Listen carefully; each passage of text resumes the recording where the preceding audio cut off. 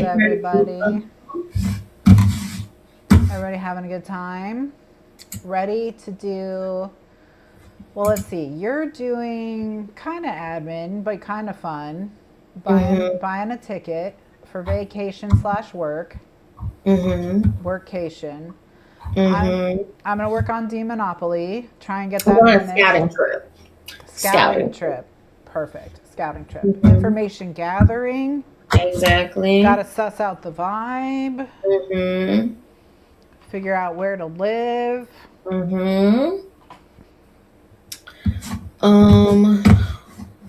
Where is the YouTube link? Or did you send it to me? I did not give it to you. Let me get it.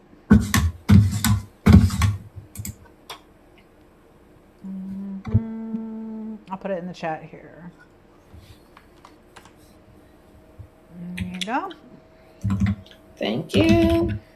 No problem.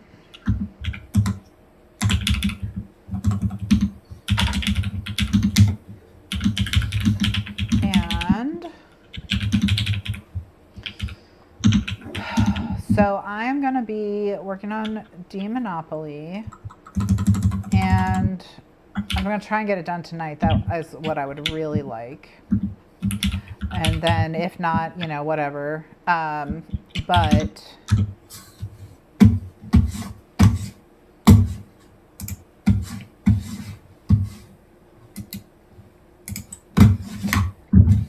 are you? So that's all happening, and then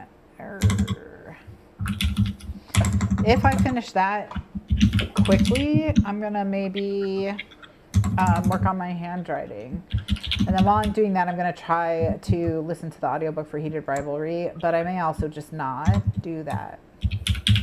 So we'll see. Erin also has to pack and clean the bathroom and do all kinds of stuff, so she'll be in and out, and you know, we'll just be vibing, just be hanging out. So if you just wanna chit chat with some people while you do your things. Got my tummy rumbling. I definitely did not have dinner. I might be having sleep for dinner tonight. Oh, sometimes sleep is what's for dinner.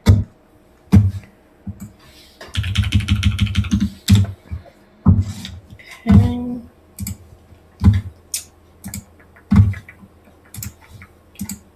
I need to look up what information you need to have for UPS. Oh, yeah. Because sometimes, you know how folks. Yeah, I know, especially with the post office. Oh, I like the AC Hotel. I think I've stayed at one of their hotels before. Don't want to stay at the Mayflower. The Mayflower. You know, that's just, I feel like that's probably not a good spot for me. I was going to say, it sounds like it's either real fancy in like a bad way, you know, or like pretending to be, and it's like a Still bad. Still bad. Why are they calling these places Stay Pineapple? Like, who thought of that? The what? The State Pineapple? Not state. Stay. And it's one word. Stay Pineapple.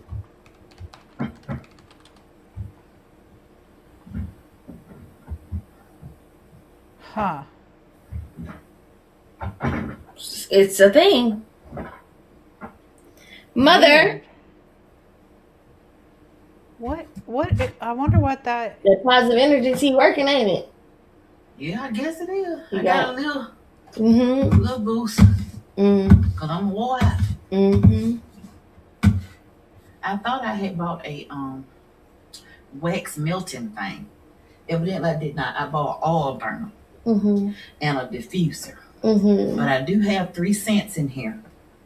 So you can pick one, plug it, put some, then get in here. Okay. Just saying, it's been in there, so we need to use it. Okay. All right. Did you win? We killed the evil version of me. So So yeah. that's our stopping point for the night. Yeah, we still have to kill the evil version of me, Did my probably. sister friend kill anybody? Or was she still opening doors? Um, I did have to do some stuff at the end. I did. I had to shoot some marbles at the bad guy. Yeah, I had to grab them and throw them at her so she could throw them. Yeah. But Yeah, Well, she did something. All right. I did finally have some tasks to do. maybe in the next one, when we're in your subconscious, you'll have to do the heavy lifting. I think so. Thematically, that would make sense, you know. But will it? I'm Googling this hotel, and one of the things that came up was a question on Yelp asking if it's for swingers. Is pineapple associated with swingers? Yeah. Which is weird because it's also associated with welcome, right? So, like, I guess there's something about putting a pineapple decoration in your front yard to indicate you're swinging, but it's like, you know this, that's all over, like, Northern Virginia, because that was, like, a thing back in the day that you put out a pineapple to tell people they were welcome. Oh, did you not know that? No. Oh, okay. Yeah, so back in the olden days,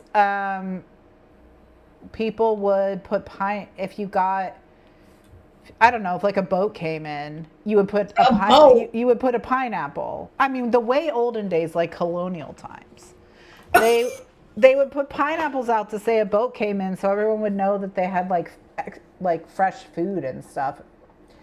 Fresh food, all right. This is definitely a Virginia thing. It's got to be an only Virginia thing. I'm gonna see if there's like an actual like 2-sentence explanation. Well, here's one. Stay Pineapple, comma, the Maxwell. Maybe Stay Pineapple is a neighborhood. I don't think it is though. Stay Pineapple, comma, the Maxwell Hotel, comma, Seattle Center, Seattle. Wonderful. 9.1. Probably because the swingers are swinging. So it says, in colonial Williamsburg, the pineapple is a powerful symbol of welcome, hospitality, and wealth, stemming from its rarity and cost in 18th century America, leading to its frequent use as a decorative motif in architecture. Oh, so wait to say, I'm rich. I can have a pineapple. Yeah, I'm rich and I can swing. And I can swing. I'm rich and I can swing. Okay, well, maybe stay at the pineapple then.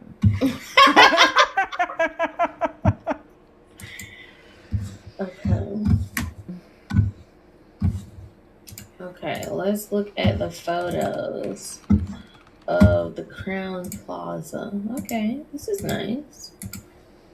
Okay, Stay Pineapple says they're a hotel chain. Did someone let their child name it?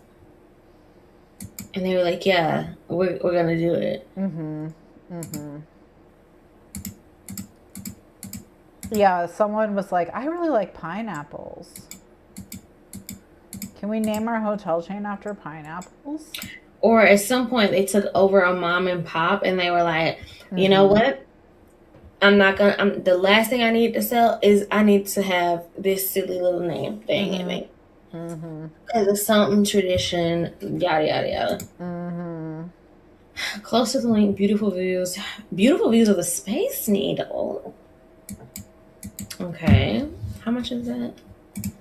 $664 for a standard king. Okay. Citizen M in Westlake. Kind of like the vibe though some more. That one's kind of stuffy.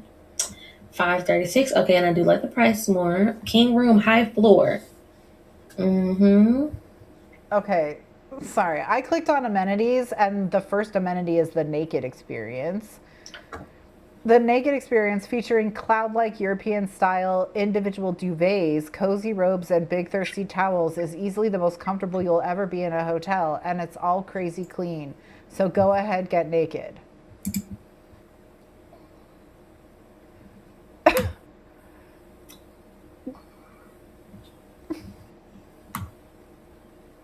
I mean, I feel they're in tune with their roots. Yeah, and then another amenity is afternoon delight. Perk up your afternoon with a cup of Equator coffee and our signature pineapple treats. You'll have somebody in your room trying to freak you out. And they're like, you the afternoon delight. We assume we. You put afternoon delight. You put the afternoon delight pineapple. You're on literally your staying door? at the state pineapple. Yeah, you're at the state pineapple. What are you doing? With a naked experience. Like, this isn't my fault, okay? That's right. It's like, yeah. You missed so many signs. You missed so many signs. Okay, I like the vibe of this place a bit more. It's kind of giving almost like pod hotel.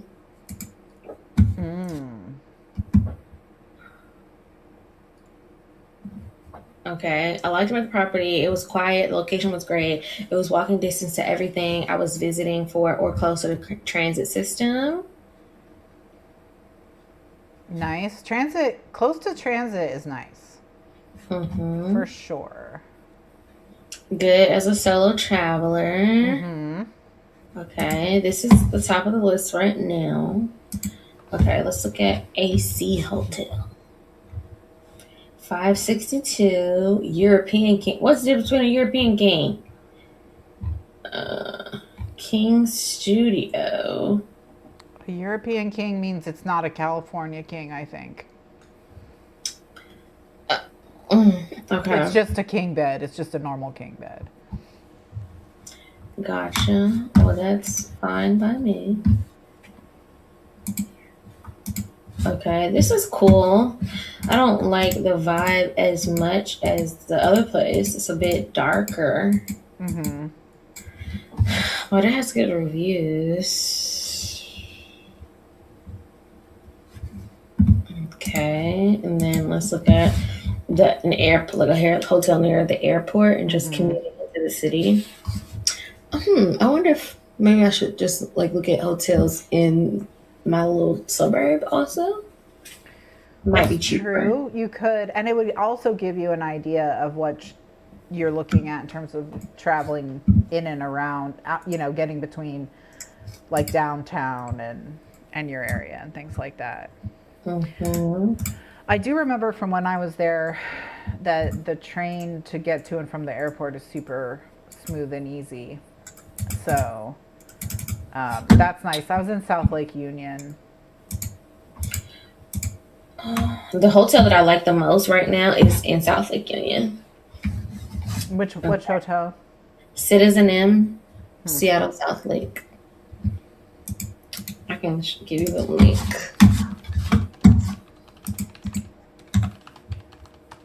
I stayed at kind of like a party hotel. Of course you did. You was probably at the State Pineapple. I was not. I think I would have remembered that. Maybe you blocked it out. I made it too. I should ask.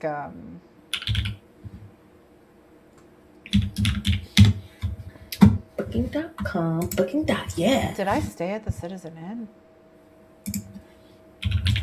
Imagine. I can't really tell because it's just like on the corner of a building. And so many of them are just like...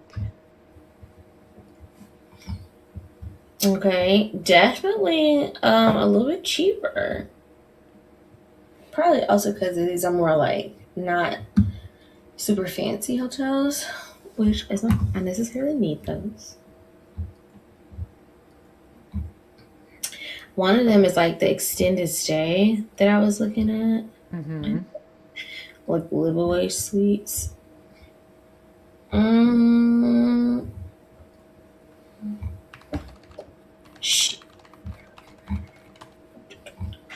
the child is showing me houses. No. Okay, not as many hotel options. Not surprising because I assume they probably think like, oh, people would just stay in the city. Makes total sense. Probably only people stay in Bellevue if they're like visiting people in Bellevue, want to be close to the grandkids or whatever. We got the Hilton Garden Inn. Let's look at that. And then, let's see, we got the Sonesta Select. Okay. You might want to be in the city also for New Year's so that you can, like, you're not traveling very far if you want to do New Year's in the city. Yeah. I was looking at, I saw a post about, like, the bringing in New Year, the Space Needle, and they have this, like, really good fireworks show. And I'm like, okay. Why not? I don't know the plans. I would do that. I mean, why not? Exactly. Why not? Oh, these got some red ratings on me. This place is very much given like the hotel you stay at on the family vacation with the timeshare. Very. The Moxie, that's where I stayed.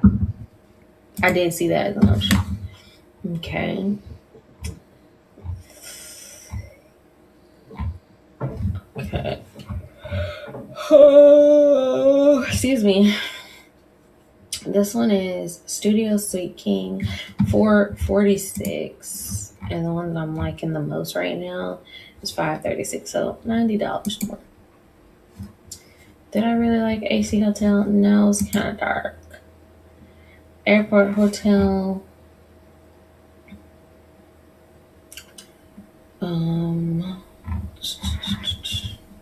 I feel like how much is Airport Hotel?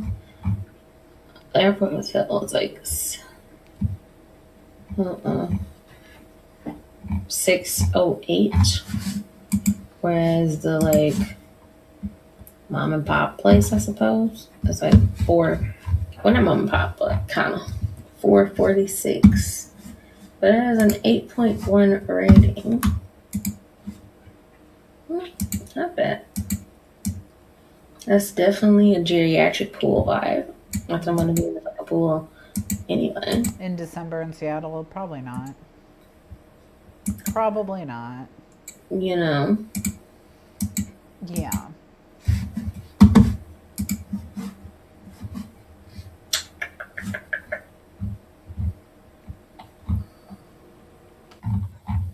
Let me see.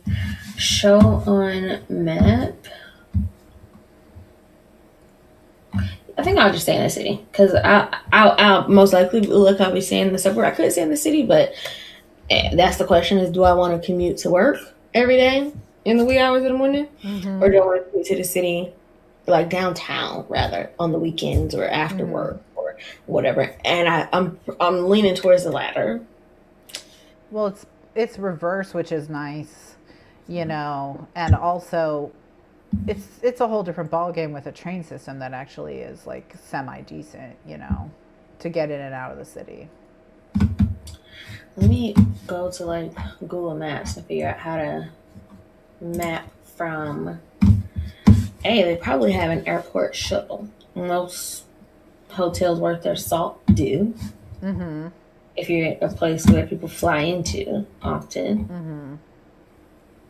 Let's see. Info and prices, amenities.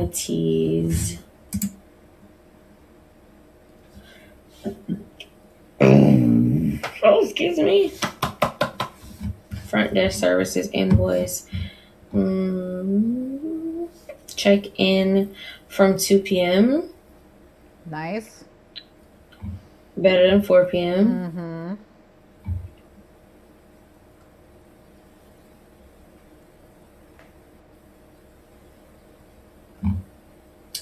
Okay, they don't seem to have an airport shuttle, which is fine. Oh, this is public transit. Seattle Center train station, 3,150 feet.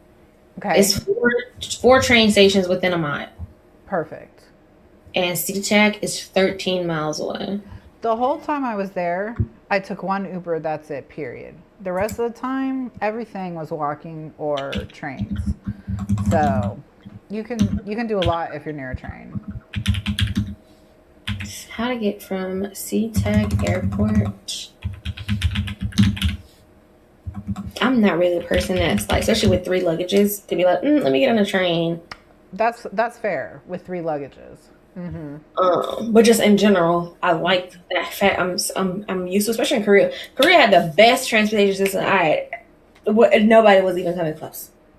Korea, obviously Hong Kong was pretty good, not as good as Korea though, because the buses were great, the city trains were great, the high speed trains from across the country were great, and then you had the fast buses that were also great. Like there was no area that was lacking, and also it was very walkable too. You wouldn't walk because like Seoul was such a huge city, so you could walk like from this neighborhood to this neighborhood where you could, but you wouldn't walk from one side of Seoul to the other side of Seoul, or even like in Daegu, Busan. Well, yeah, because Seoul's a megalopolis. It's not even a city anymore, I don't think. Like, I think it's like fully, whatever the next step up is, megalopolis. I want to. Okay, Francis Ford Coppola. I want to ride a train, and I want to see Japan's train system at some point, especially Tokyo, because I did once go on like a nerdy deep dive on how they built their train system, and I think it's so interesting, how they did it, and it's because it's in these concentric circles, these overlapping circles, instead of lines, which I think is really interesting. I mean, obviously there's lines, but it's 20 minutes drive from the airport to South Lake Union. Okay. It's a 5-hour walk, which is not terrible because I was somewhere earlier and I was looking at the map, and a 3-minute drive was like a 2-hour walk here. It will take 1 hour and 27 minutes to cycle. Okay. And then if I wanted to use public transportation, are those bus lines or train lines? I think it's like 1 hour and 5 minutes. It isn't terrible getting from the airport to downtown. So, okay. When we sign off, I'm going to book. Don't let me forget. Okay. Okay. Book. Book. All right. Okay. How do you want to do it? You want to just do like a casual, you're working, I'm doing things. It's fucking cold in here. I think that's fine. And I can always put the Demonopoly board up here and there and things like that. Yeah. We'll just vibe. What I really want to happen is I want to stay on long enough for Lori to wake up, and then I'm going to switch to Lori support sprints. Oh, you're going to do 3 sprints? We'll do 3, and then we'll do 3. I'll do 3, and then I'll be good. Like, at that point. Caught up with the number of days? Yeah. Okay. If not, I'm going to I have a plan. I have a plan Z for how to handle New Year's. So, yeah. Which is counting down to midnight, time zone by time zone, 1 hour streams at a time. Changing streams per time zones. So. Okay. It's too late for jeans, so I'm changing out of my jeans. Okay. Yeah. Into some pajama pants so I can be more productive. I did already do this and have been wearing pajama pants the whole time. I'm so sorry, everyone. I'm so sorry. I hate to tell you this horrible news. It's Hello Kitty pajama pant time, honey. Heck yes. Okay. And then what I'm going to do, I'm going to go ahead and sort the laundry and get that first load in so that can be going while everything else is going. While I'm cleaning the bathroom and everything. If I want to clean the bathroom, maybe I should change out of ratty cleaning clothes. I think I left the Hello Kitty top out too. Oh, yes. So y'all can get the full Hello Kitty pajama fit. Nice. You're so welcome. Thank you. I know that you were desperately wishing and hoping and praying for it. I love a pajama set. A cutie pajama set. And I fear my mother's having a hot flash because she has the air on. And December. Do we got a sweater? I'm about to put socks on. I'm very anti-sock. So it's serious. Yeah. Yeah. Okay. I'll let y'all get a sock option. Okay. We've got Anti-Grouch Club and we've got Top Ramen. Socks I know about me recently. I mean, Anti-Grouch Club, I think that's my vote. Okay. Because we're all about leaving hating in 2025. Don't speak too soon. Okay. All right. Do you have Demonopoly pulled up? Okay. Maybe what you can do, I don't know if that like would negatively impact your visibility, is kind of like how you have the game screen and like Demonopoly is the big screen and then me and you are smaller screen. That way, like if I'm off or on, you don't have to keep changing. That's fair enough. Okay, let's see. How would I do that? Picture in picture, perhaps? Yeah.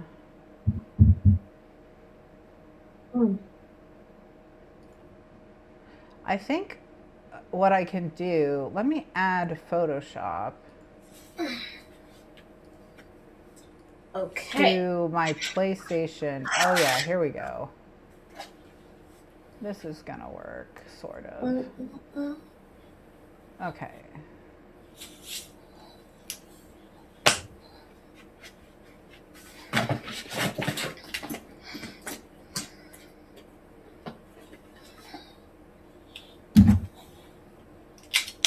Okay.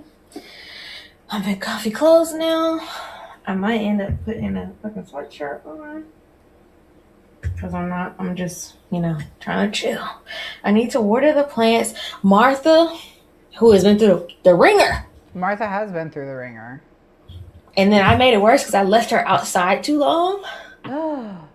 And so her leaves just shriveled and brown. But yesterday she sprung a new sprout. Martha's such a resilient And I'm like, am I going to abandon her and leave her here? Or am I going to figure out how to fly her to East Coast? I wonder if you could ship her. She would be toe up. She would be so pissed if she wasn't. When she got out, she would beat you up. And then like Mabel, I had to pull her out of the window because she was getting limp, honey. But she's perking up a little bit, and she's got like. She is perking up, yeah. A new leaf coming, so I need to water her too.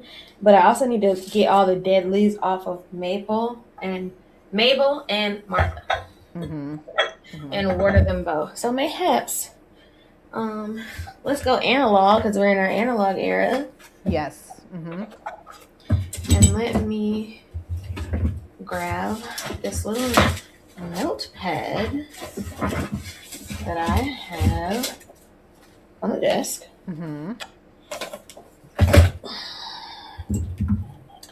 And then use one of my fountain pens. Well, I'll use a regular pen. And on the side, I have a little tattoo. Okay, perfect. So we're going to prune Martha and Mabel. Water. And I'm using the plebeian pen, the Pilot G2.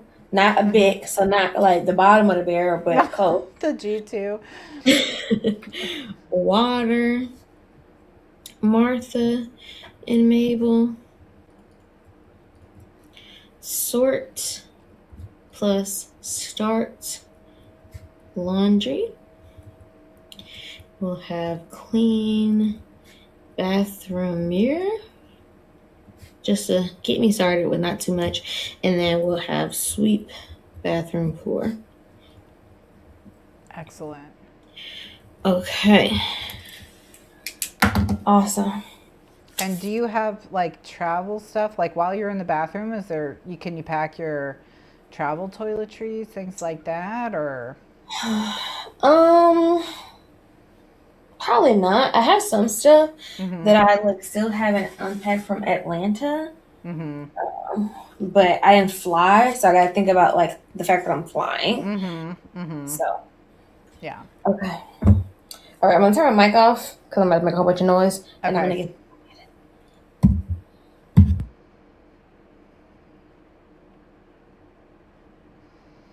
Okay, well, while she's doing that, I've got Demonopoly pulled up here. And I need to work on, I've done everything that isn't a property. And the properties are reading prompts to help me pick specific books. So I'm just going to go over here and rotate the board. So we've got, so far, basically nonfiction done, right? So let me get rid of the grid and zoom in just so you can get a better look.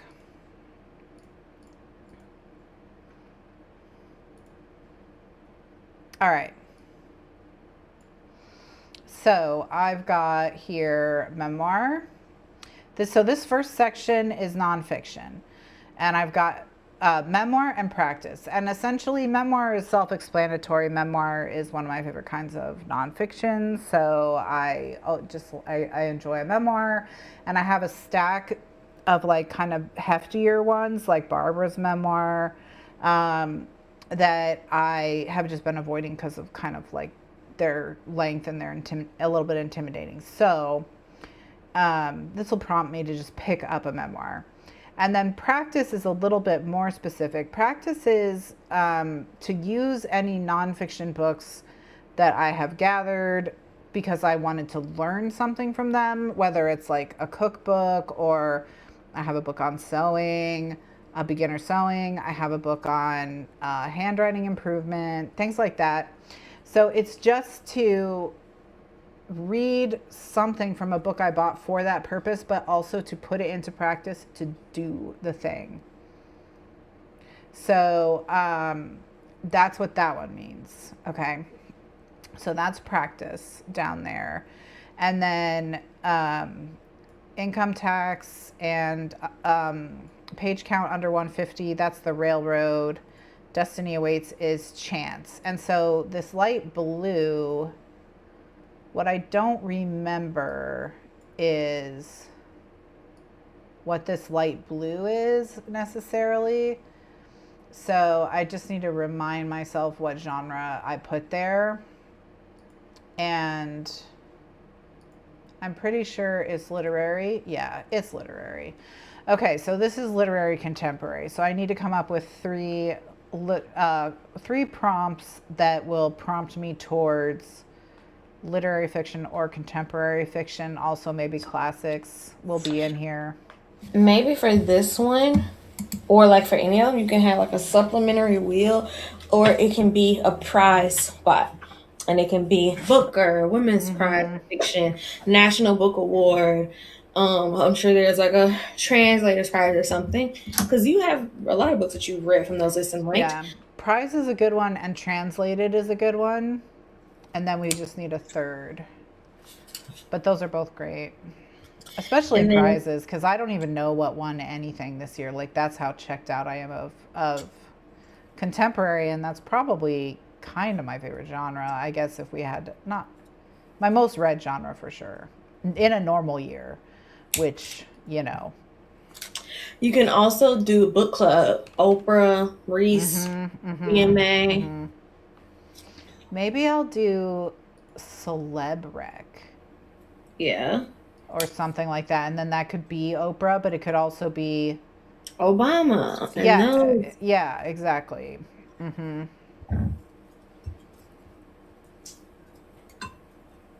Although Obama did do me dirty with the, was it Long Bright River? So.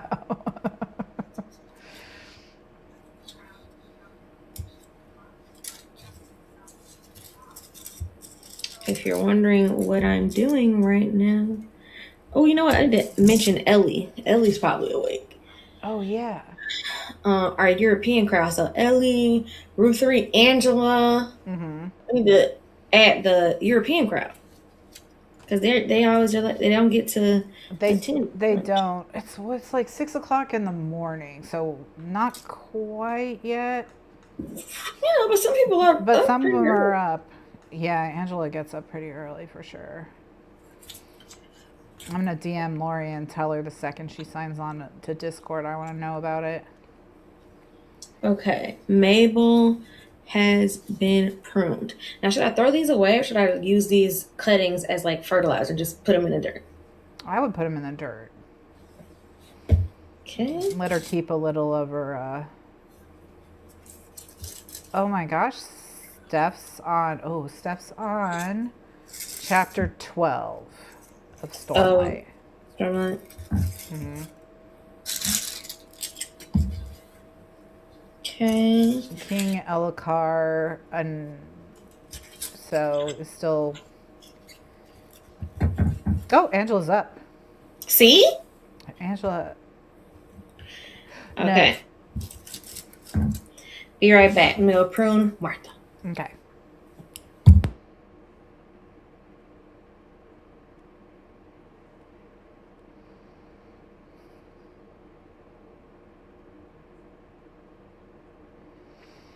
Okay. All right. So let's start with.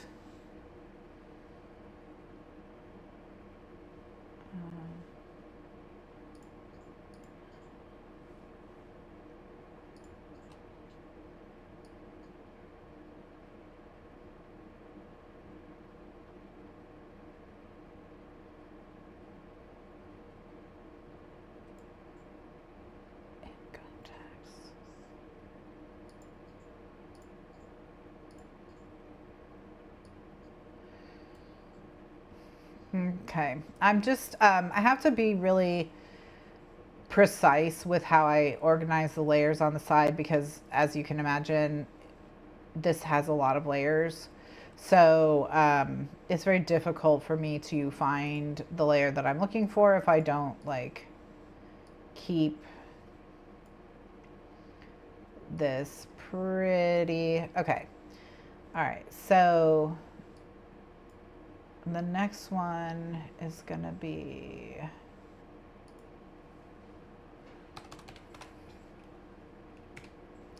prize. Oop. What is happening? Prize winner.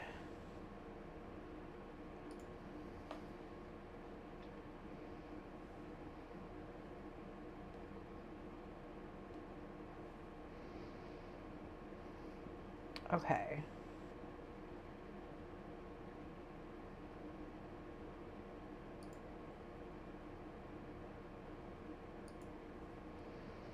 All right, so now I need to think about what would be a good image for a prize winner. So that's something to consider as well.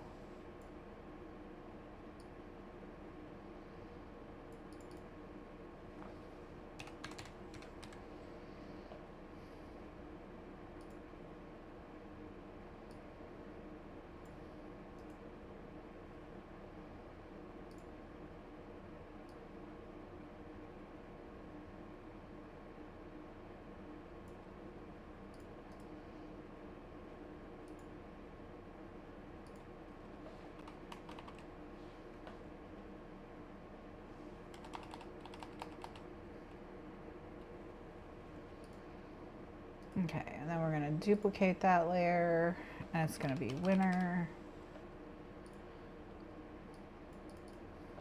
Winner. Okay.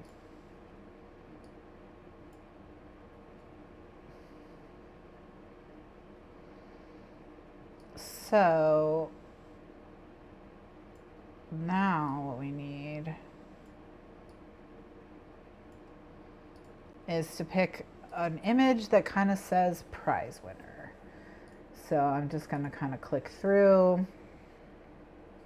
This star is honestly a possibility. That could work. Maybe this star as well could work.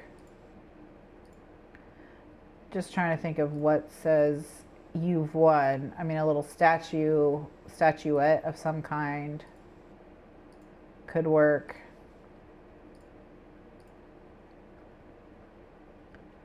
Something along those lines.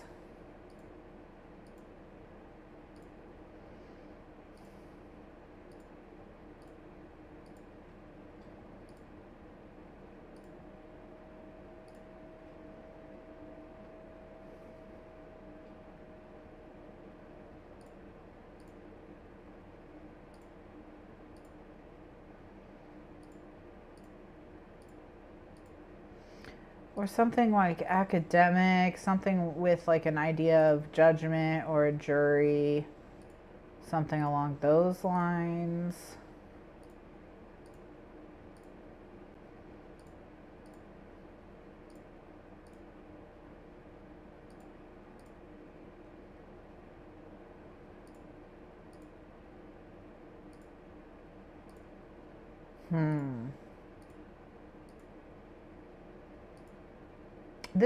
This could work because it's just like a giant pile of gems. That could also just look like maybe that's the prize winner.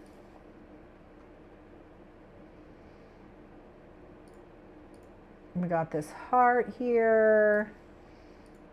And a small cat. We've got a book. Lock, mirror.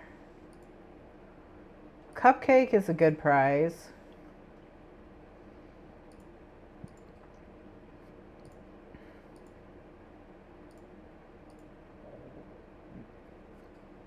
A flower could be a good one for a prize as well. Because it's got like a oh, maybe this one with the flowers specifically. That's the one I like the best at this point. Because it's like it's presenting the flowers. I like it even better than just the plain bouquet. Yeah, I'm gonna just scroll and see if I like anything better than that, and I don't think I do.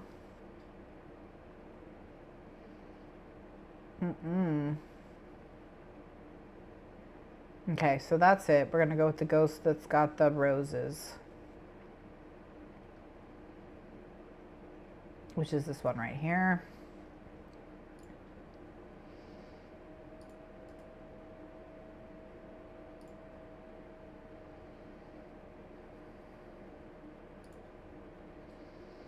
And then I'm going to resize it because honestly, like, it's just they're so big. Which is great because there's a lot of detail and, you know, it helps when you're like modifying and things, but it's a lot. All right. And then, so it's been putting everything right in the middle here. So I'm just gonna pull it down. It's probably prize winner, not winner prize.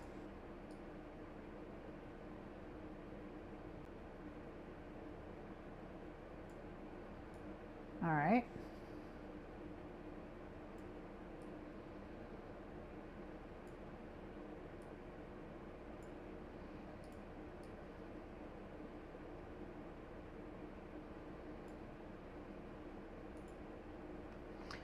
Okay, there's the prize winner. We got that. We got it. Perfection. All right, so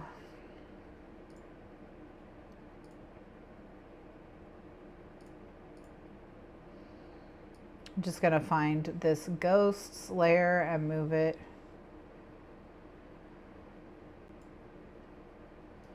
And rename it Flower Ghost.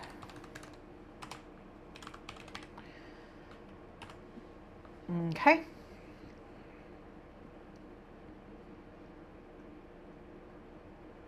All right, that's prize winner done. Okay, then we can do .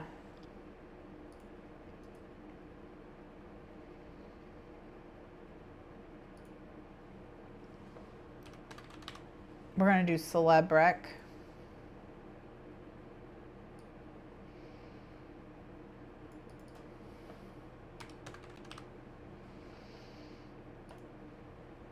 And then duplicate.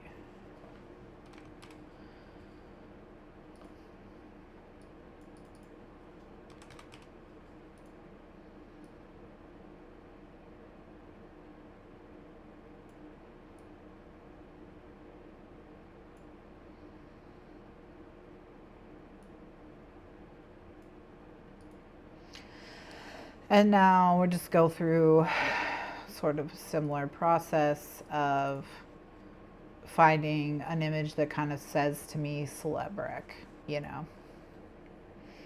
So I'm thinking a skull with sunglasses, or yeah, if I've got somebody with sunglasses, maybe even this skull could work, possibly.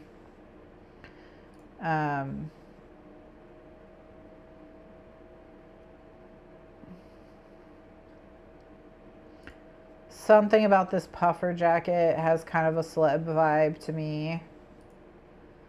Not that. I thought maybe, but I don't think so.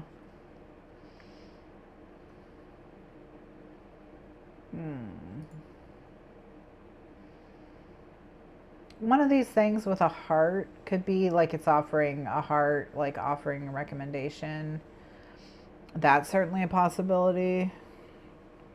Also, something kind of basic like this hand, you know, with a heart could also work. We've also got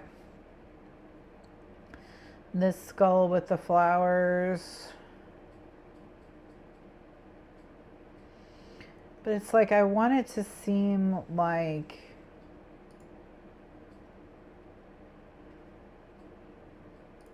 it's like a real, like an offer of some kind. So that's part of it.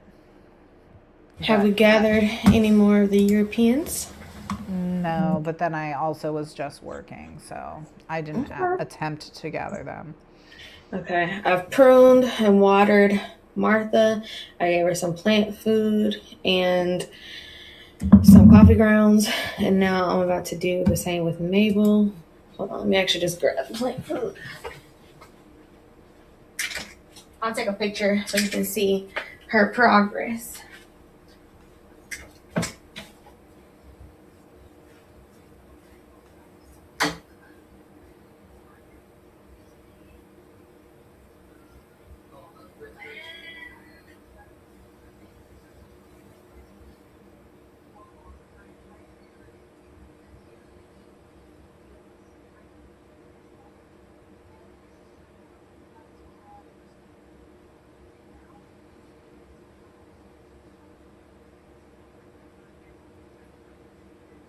Okay, so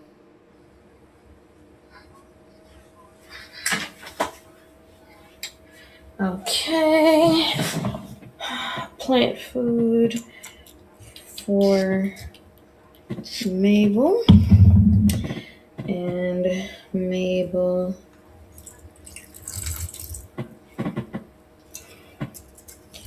is watered, and it's been 70 the last 2 days. mm-hmm. Temperature it's 61 right now, so I'm actually going to put her back in the window for like a day and a half or so, since she's perked up some, just to give her some more indirect light, Mm-hmm. or some more direct light, I suppose. Mm-hmm. So put her in there. Okay, and then I can check that off the list. Okay. Prune Martha Mabel, water Martha Mabel. Now I'm going to clean the bathroom mirror. Have you come up with a third prompt for contemporary? Oh, we said book club or like celebrity. Celebrec. I'm just trying to find an image that looks like a celebrity at this point. Maybe do something like Hollywood-esque, so like a microphone, popcorn, like that. You know how like the movie reel, it has like the movie, like something maybe like that. But gothic, I suppose. Or like, you know, kind of, okay.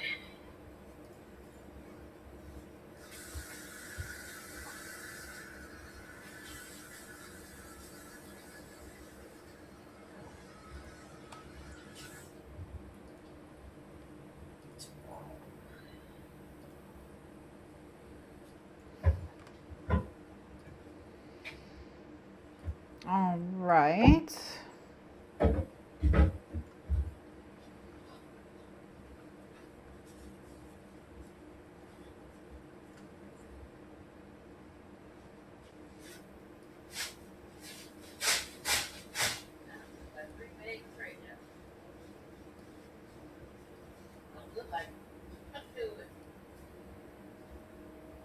Okay, so we've got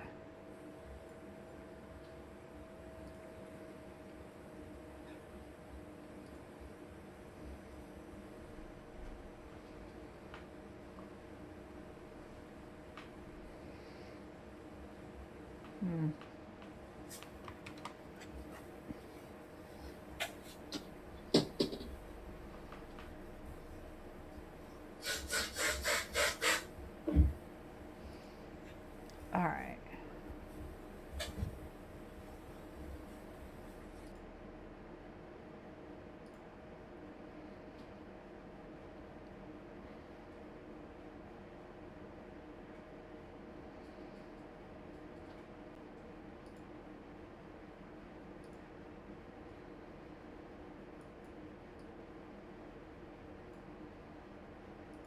Okay, so we're going to put celeb rec there with the star for the celebrity. So that's going to give us, I'm going to call this star hand. It doesn't have to be, you know, amazing what you call it. It just has to be something you're going to remember.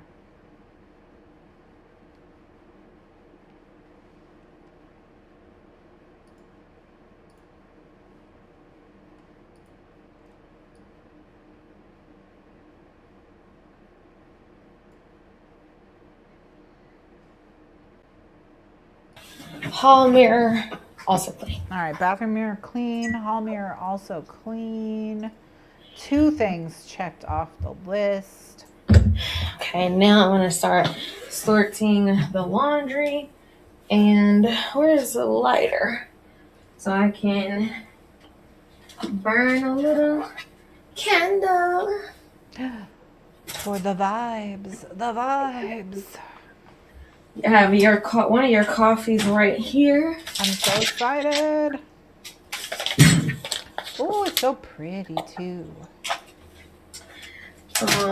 I'm pretty close to finishing this candle, and I also think this is a really cute vessel.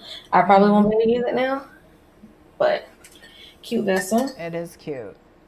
And the one in the bathroom is close to being done, so.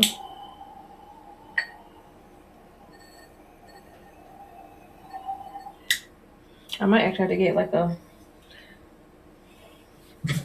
legit candle warmer. I meant. Oh, like one of those lamps? Or a wax warmer? The long thing, but I was able to get it. Let me like go in the bath.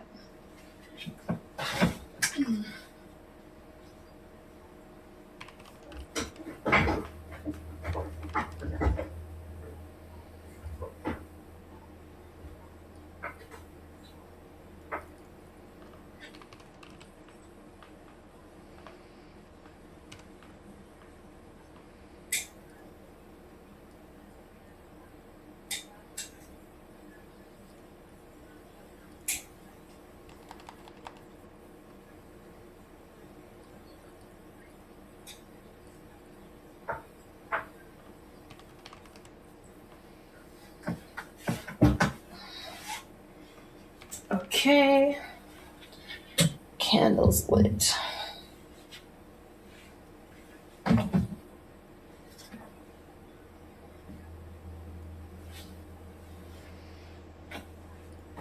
Okay, and now we've got a pile of laundry. Just sort of. And I got more water boiling for tea. Perfect. For the throat, a little bit of caffeine, but not, for a fucking cup of coffee. Yeah. What did you think of it?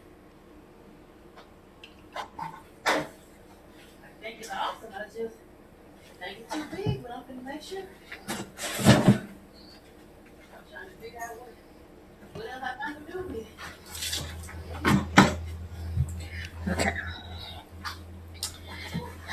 And then let me pull up the stream so I can see Demonopoly. Oh, yeah. Okay, we got a bird. It's giving the Edgar Allan Poe the Raven. That was a good price. I paid more than that. But shit, I like it. Yeah. And then Mine was 35. let me send you a picture of Martha. Yes. After she's been pruned in her new growth.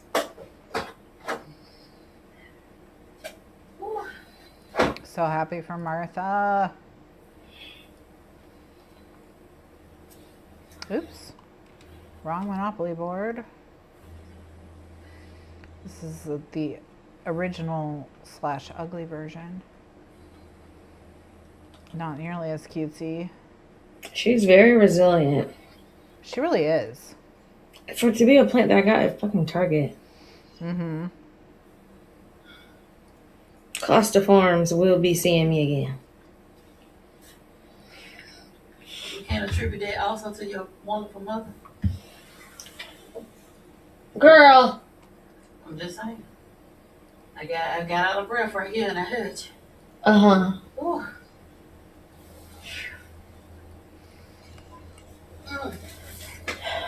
Yeah, I'm sure you're a factor, but also I'm thinking like the plants that were outside, like. Oh, it's a great plant. I wouldn't have thought she could. And I'm saying like that I didn't get from like a nursery. I mean, Costa Farms is like a legit farm, but I got it from Target. Okay. Now let's sort the laundry so I can start. You also, try to do all the best. Okay, I have the side of the board completely done now. Okay, let's see. All right. And let's see.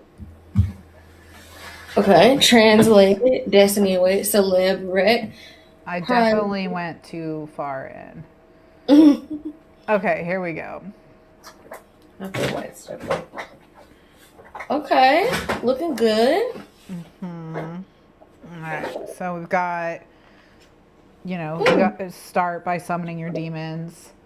We got memoir, just desserts, which is going to be community chest, and I'm going to come up with like somewhere in the realm of 8 to 16 prompts for that. I'll probably just pull them off of like stuff like Book Riots, Read Harder, and also I think just like just anything I can think of.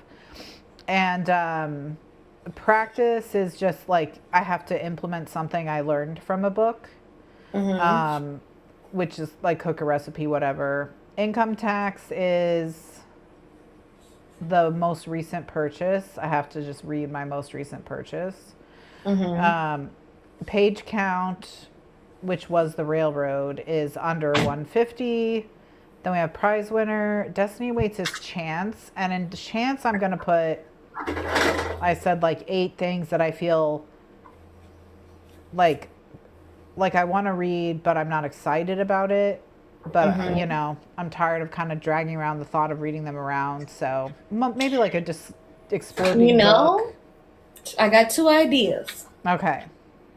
Okay, so for community chest, what you could do is like all the readathons that happened last year, maybe that you were interested in, or like even buzzword prompts, and then you can like pull a prompt or 2 from each of those, or like the prompts you like the most, and put those as the community chest ones. I should just do what I have left for our fantasy bingo.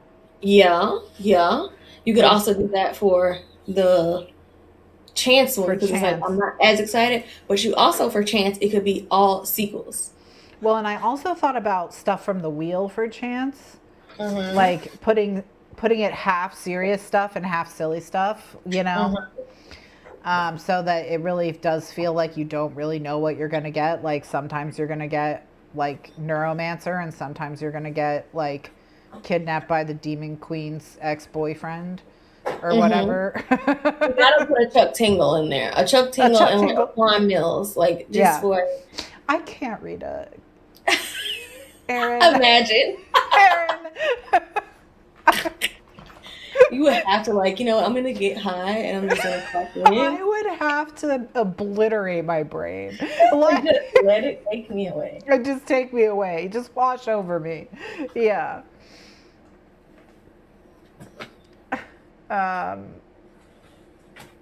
Yeah, wow. What I read the synopsis of I want to say 2 Quan Mills. I really feel like the title kind of tells you all you need to know. That was the vibe I got.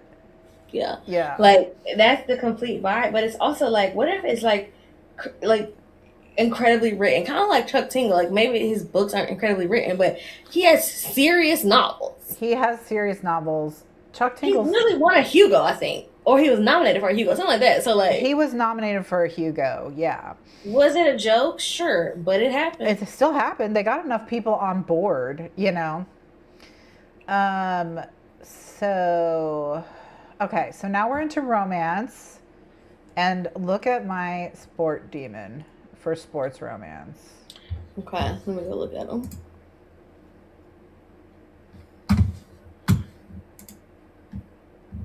Aww. Yeah.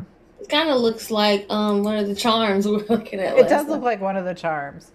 So he's like a little hockey demon. So we're gonna have sports, and now I just have to think of 2 other. Okay, so you can have sports. You could also have like maybe your favorite or least favorite trope. You could have second chance, where it can be the trope, or it can be given an author or series or book perhaps that you DNF'd and maybe it just wasn't the right time, a second chance.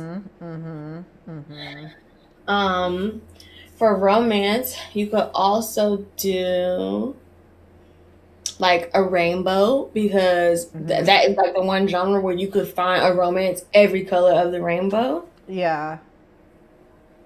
Yes, true. Or like romance aligned with months. Every month is something. So in February, it might be a Black romance. In March, it might be a romance written by a woman or featuring women. So maybe a sapphic romance. In May, it would be like an Asian or Pacific Islander Asian authored romance. In June, it would be a queer romance. In September/October, it'll be Latinx heritage or Mexican heritage, I think specifically the month. And then November it would be an indigenous romance. In December it would be a holiday romance. So actually I have a list of indigenous romances I want to get to. This is why I have to do this board, because even when I'm reading really well, I still often lack direction. And it's not like I'm having a bad time reading and I don't think I'm getting like quizzed on it or anything, but there are books that I just forget I want to read because they're not what everyone's talking about, you know what I mean? And I'm trying to remember those. And it's just another thing you could do is in your Hobonichi, right? You could, in your 100, you could list 100 books you want to read. And then that way you can reference back to it. One of the prompts could be the 100. And then you go back. And then as the year or the years go on, you can reference that and then check things off. Yeah, that would be really good, actually. Because, yeah, it's just like, I just drift around, and that's like, but that's partially my personality, is I just kind of do things. And there's just so many books, and there's always new books coming out. Exactly. Or like, and my moods, they play a huge part as well, of course. So, yeah. All right, flame book.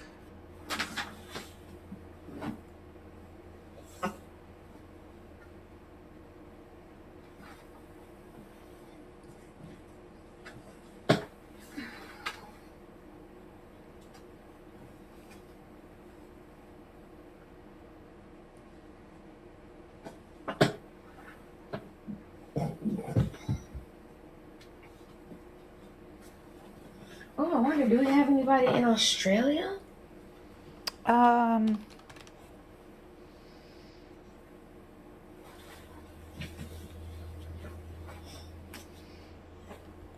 that I can think of.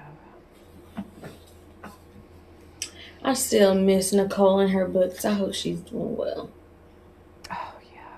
That was somebody's content I loved. I was clocked in for every video. Mm-hmm. Mm-hmm. Yeah.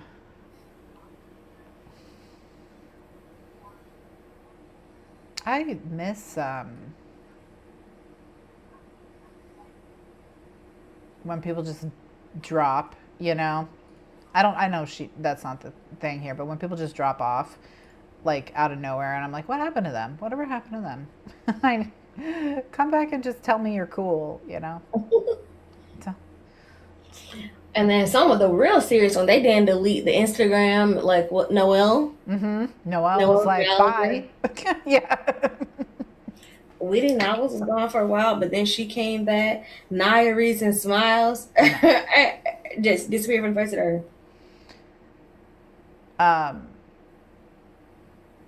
Yeah, Witty's been having fun.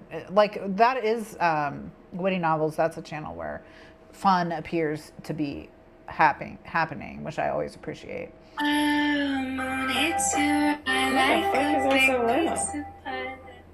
That's like a weird Italian. Like that is Witty Novels. That's a channel where fun appears. Candlelight.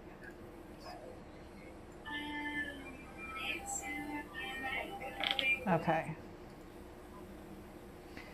All right, so we got sports romance.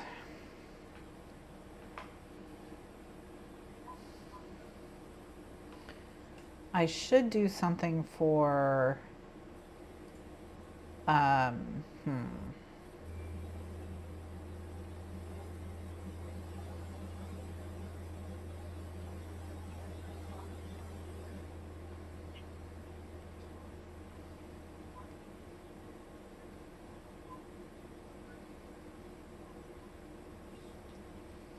well, let's do a fantasy romance category so I can still try to keep, because I have quite a few of them on the wheel, especially. And under that umbrella can be romantasy, paranormal, etc. And then you also just maybe do like maybe in the contemporary, if you hadn't finished it, like a speculative one, or like the speculative lit figs, the ones where it's just ooh. I have a fantasy section and a sci-fi section, and I'm thinking about doing sci-fi as like increasing sci-fi nesses, so like a speculative, a like really like one set in space kind of, like maybe like something Dune-ish is what I was thinking. I'm trying to think of a category for books like Dune, a category for books like Neuromancer, and a category for books like just lightly speculative, kind of something like Light from Uncommon Stars, where just like sort of weird stuff is going on, but it's not, there's no lasers, you know. Could be just weird. I heard you, I'm coming. Okay, let me go. My water's boiling. I'm gonna make another. Amazing. BRB. Oh, wait, also, hold on. I was at the end of sorting, so I can put a load in. Okay. Yeah, so I can put the load of blacks in. And that'll be one more thing off the list.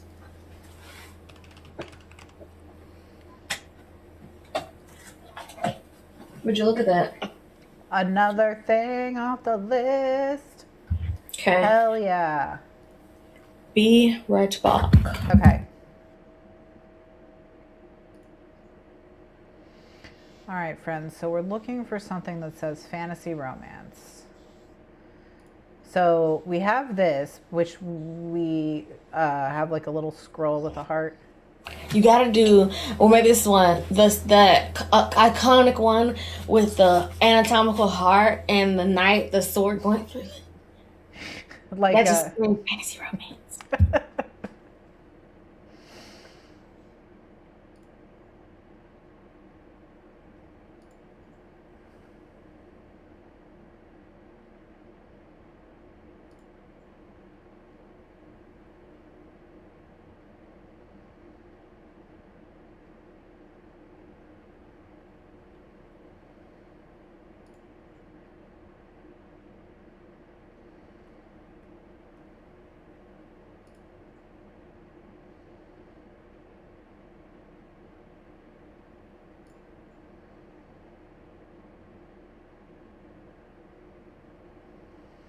maybe this little Mothman. He's cute with his little heart.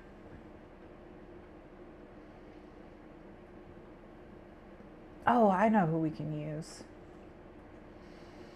There's that Frozen. Yeah. He says, "What? I'm offering you my heart." Very Dante coded. Very Vita Cormeum.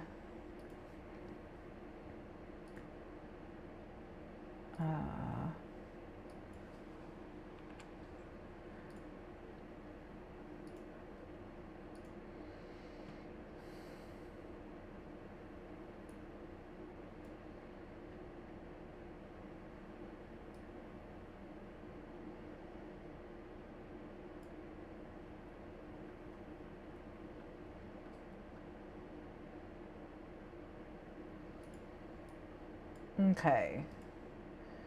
So this is Frozen Heart.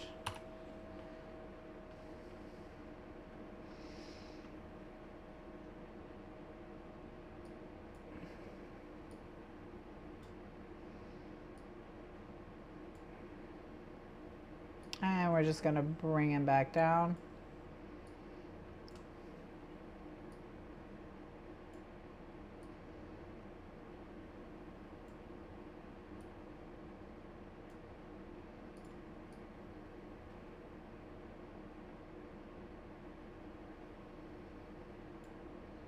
Okay.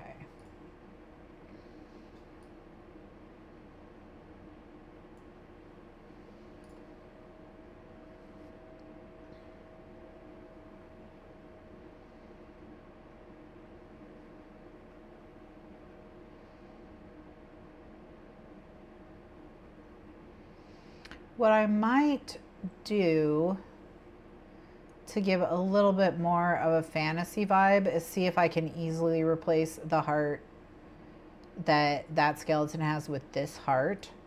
So it may involve a little bit of finagling, but I can probably do something that'll be cute enough. But it would be really cute to also have this heart on there, because this heart has like little bat wings, so it works a little bit better.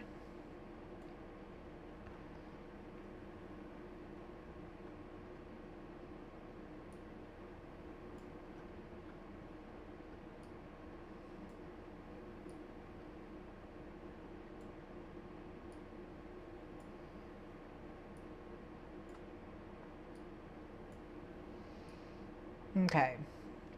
So what we're trying to do essentially is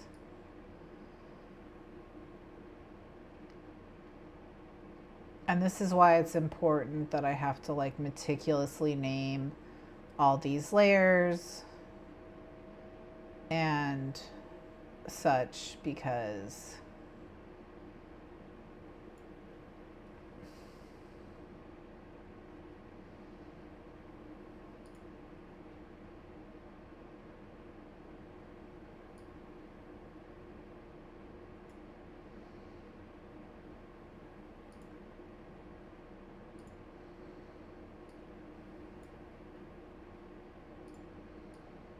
Okay, so what we're trying to do here is, or what I'm trying to do here is, I want to get the size and the angle right. Hi, kitty.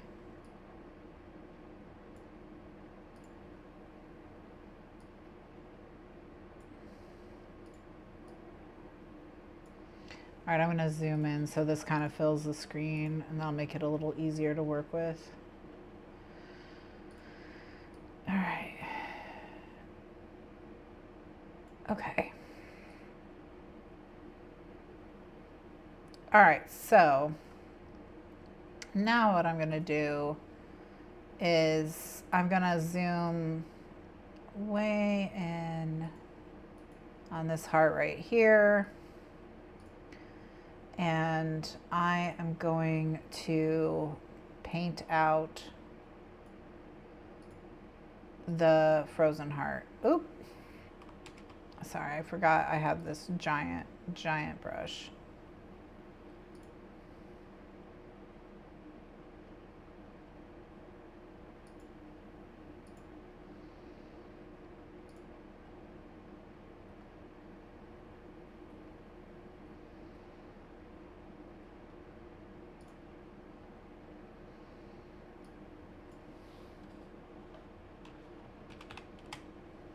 Okay. Yeah, all right, that's better.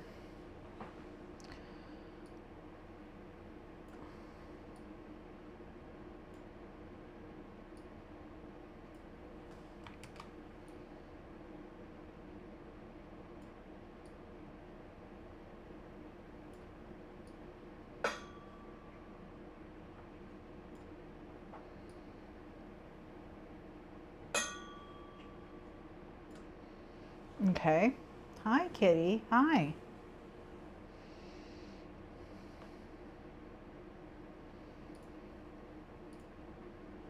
And now that I've painted out what I don't need,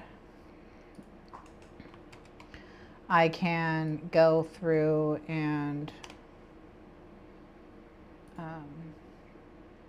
select what was in his hand, the empty space that was in his hand, and I can cut it. Delete layer. Okay. And now layer, what is layer 3?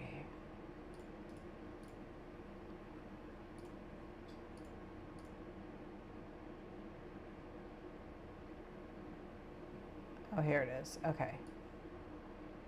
All right, I was just zoomed like flying heart. Okay.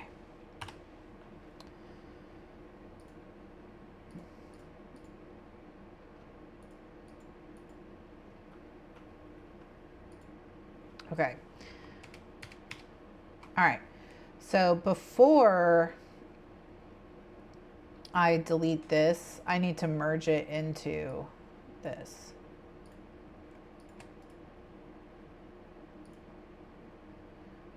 And then I can just go like that and do layer via cut and delete it. And then his hands will be empty. So now when I come and bring the heart, okay, then it's there. So this is flying heart. And this is Skelly.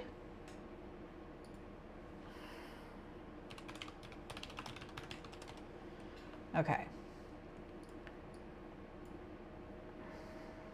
All right. Okay.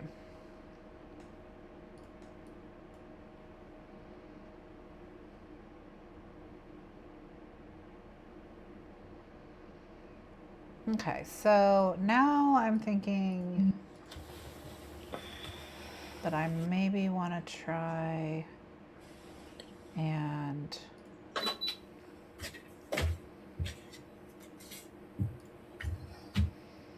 I'm going to try and grab this skeleton's left hand here. So that I can duplicate it.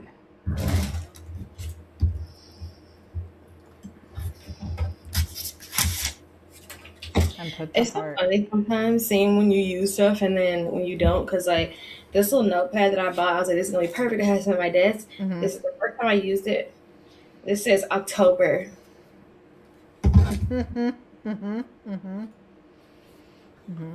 I've just like committed. I think I'm only gonna do undated for the most part for everything now because of this. You know, because I just never know when I'm gonna figure out what the thing is for in my life. You know? Now I'm having a brief intermission. I'm eating a clementine and I made another tea. This one is an orange tea. We had like one tea like box with 4 bags of tea left. So perfect. I was like, oh, that's item number 50. I got rid of it. She's like, she's throwing away like 4 bags of trash. Nice. Good work. I think I might have some liquid egg whites. I might end up like scrambling some eggs and toast. So I got the blacks in, tea, little snack.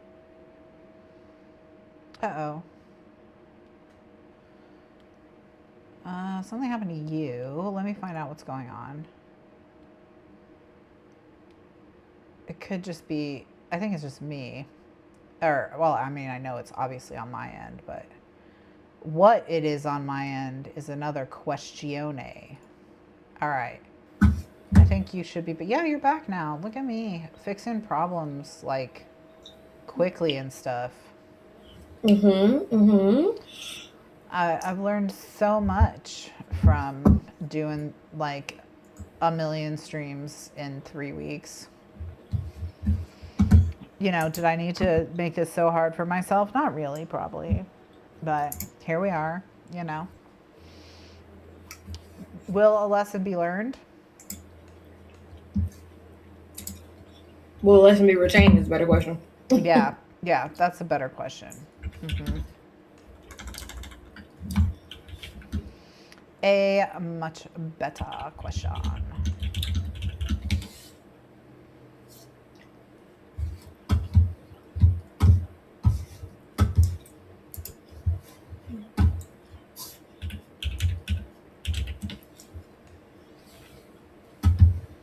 Okay.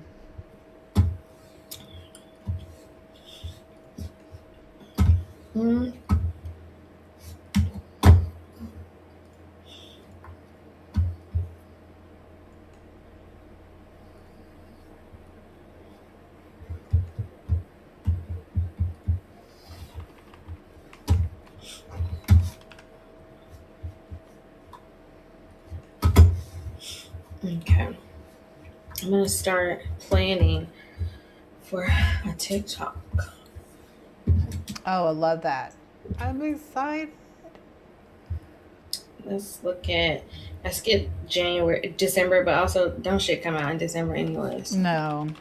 Let's look at January new releases because I was doing the new releases post every 5, but that's also because I wasn't posting as much. So now with this one, I try to do it on 10, so I'm at 8, and so I need one more post, and then the 10th one will be new releases. So let's look at January 2026 new releases.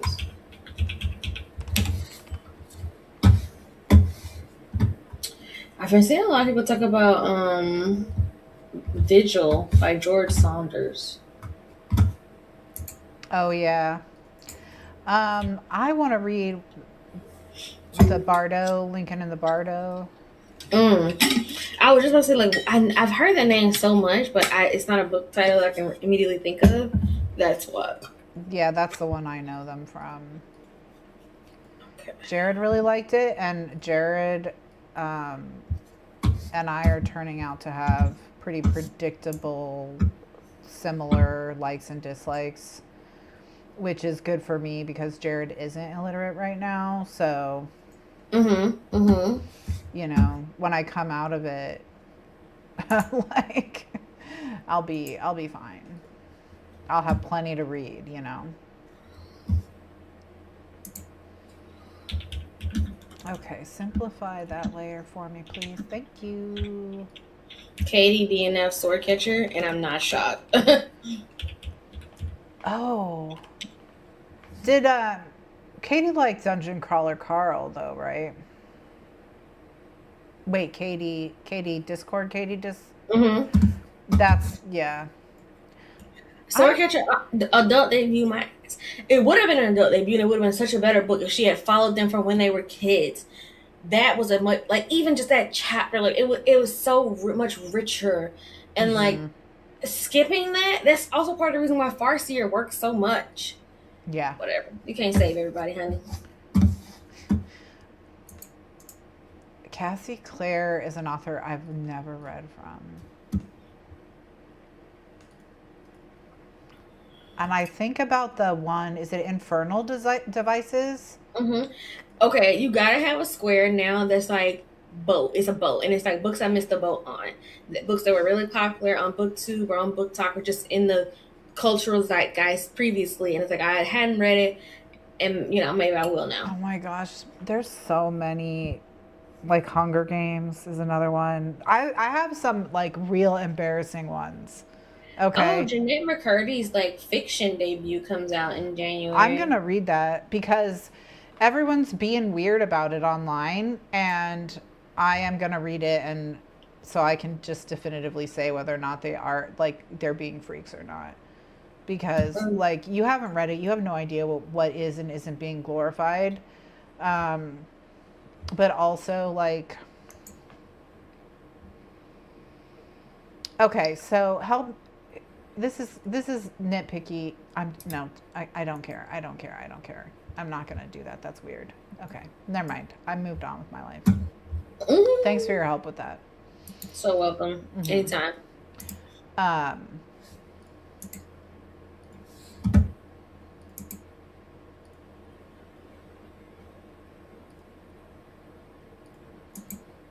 Okay. The section where Boardwalk and Park Places, that side of the board, I don't have any genres for over there. So the green that's over there and the blue that's over there can be where I put things like Miss the Boat and stuff like that. Do you already have horror represented? Yeah, the red section on the board is going to be thriller, mystery, horror. So. Okay, we got thriller, mystery, horror. We've got sci-fi, fantasy. Yeah. We've got romance, romanticy. We've got contemporary fiction. Yep. Nonfiction. We've got nonfiction. Okay. You don't have any like professional, or maybe like there should be a section for like essays, articles, papers you want to read, even like podcasts, like. That you want to listen to, or maybe also a specific audiobook section.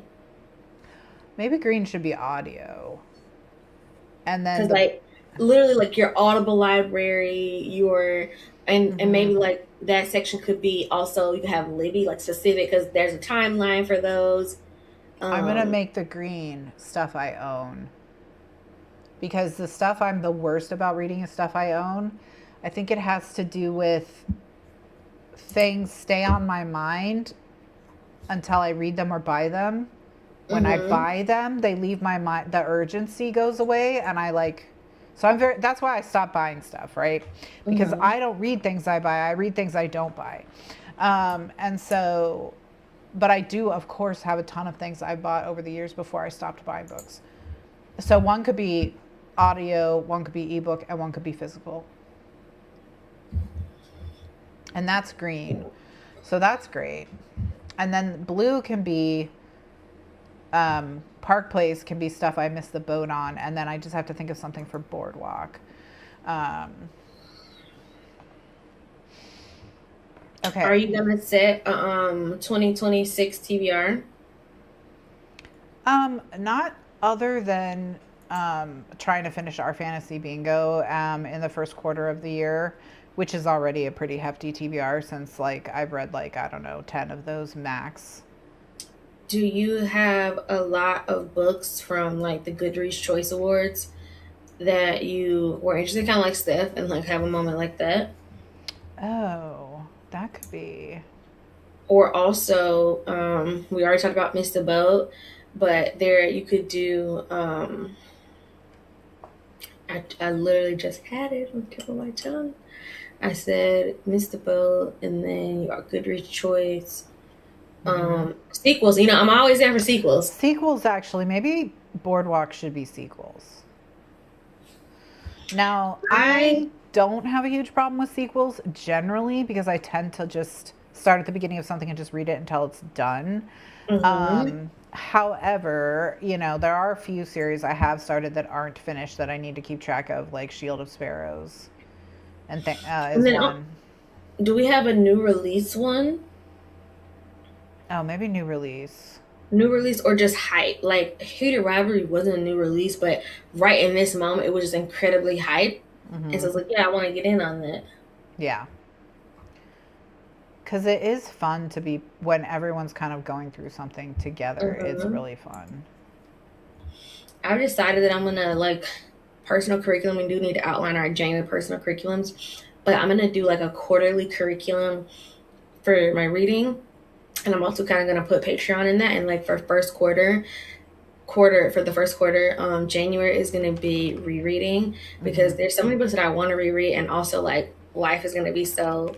Yeah. That, not even just books that bring me comfort, but books that I know, like, I really want to restart Malazan. I know that takes more time, whatever. And then it kind of goes together in a sequence because February is going to be sequels. I love marathoning series. I love, my favorite thing to pick up is a second book and a sequel. And typically I'm a second book girl. And then March is going to be finales because I have a lot of series actually where I'm one book away from finishing. Yeah. Or also if I've been rereading and I was reading sequels, it's like, it's kind of natural to wrap it up with the finale in that quarter. Yeah. And that's going to be like our quarterly curriculum. Yeah. Sequels is good. Series is good. Actually, no, that'll fall under Miss the Boat on, because I do have this list of fantasy series that I am that consistently get recommended over and over and over again, that I know are good, that are prize winners, and that I just haven't read. You have a celebrity pick, so you could just have rec, like it's a book that's been recommended to you either directly or from a bookish creator or platform or whatever. Because even if I land on prize winner, just because it's in the contemporary category doesn't mean I have to read a contemporary, because I could just read the 5th season. That's a prize winner, you know. This is another one that I have not read. Which I know is like your pile of shame list. It is a pile of shame. It's really bad. Like, not having read The Hunger Games is really crazy behavior. I understand that. Also perfect time because I want to say the movie's coming out in like April, May? That's soon. Yeah, for Reaping.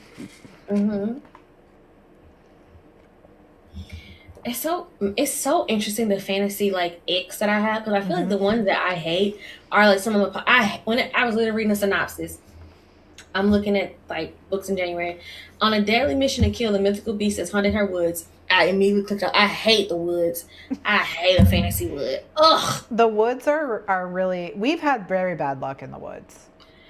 Very bad luck in the woods. Hannah she really did it to us. Like,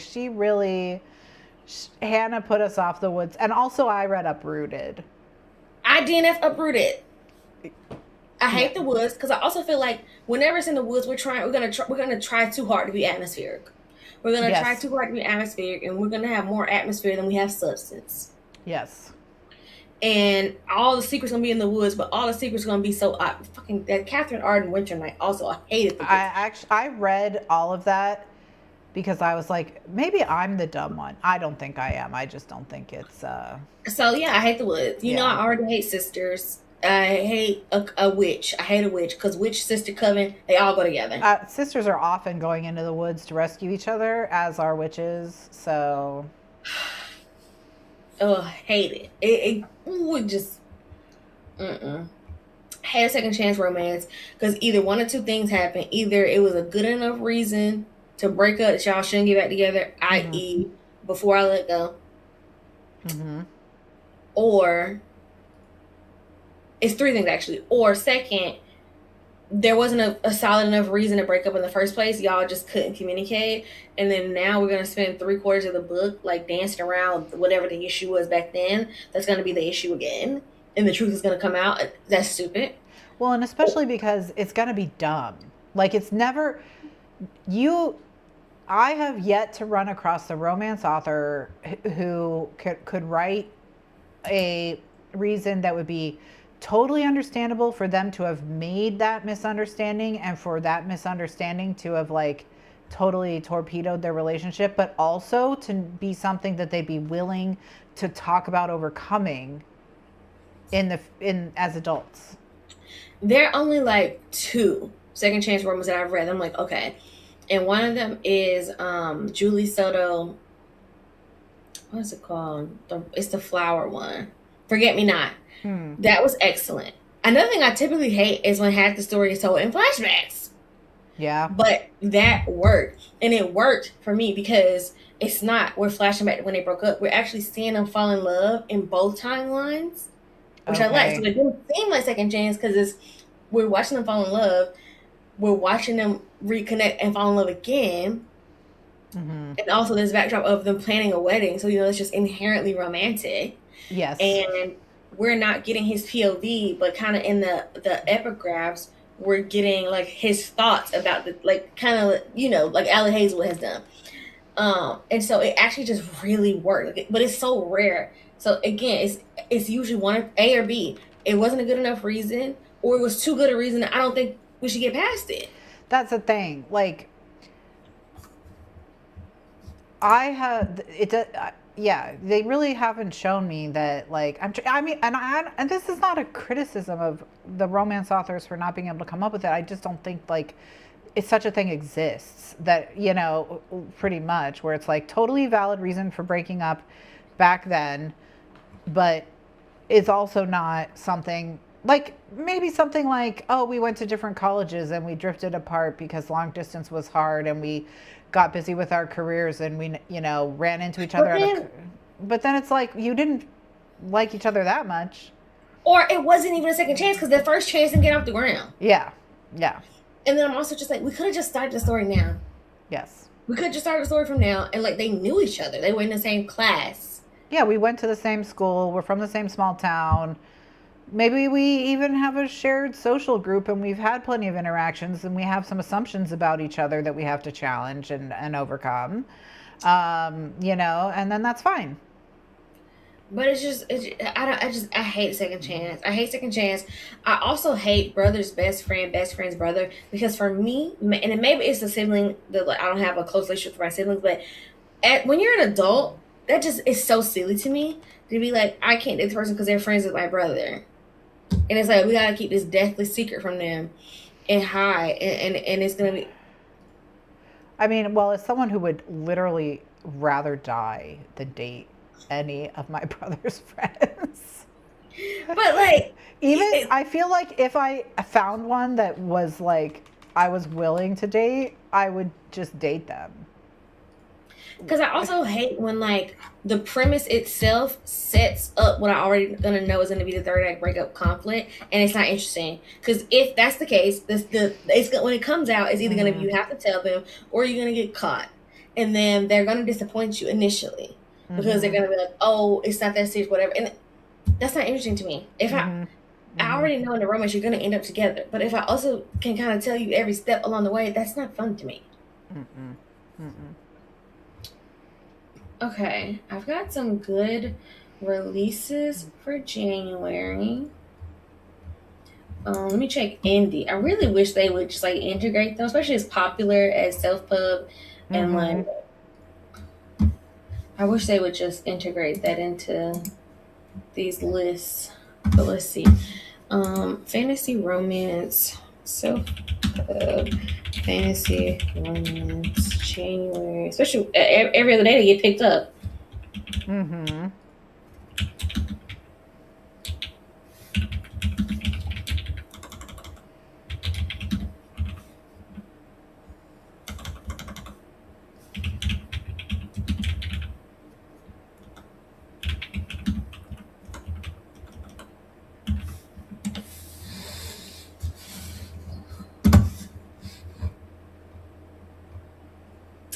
I'm gonna have to go on Instagram and see, because that's the best place that I found to find the like romantic releases.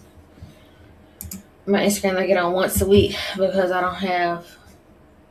Oh, Becca introduced Carmi on Instagram. Yay! I love her nose so much. She's so cutesy. Yes.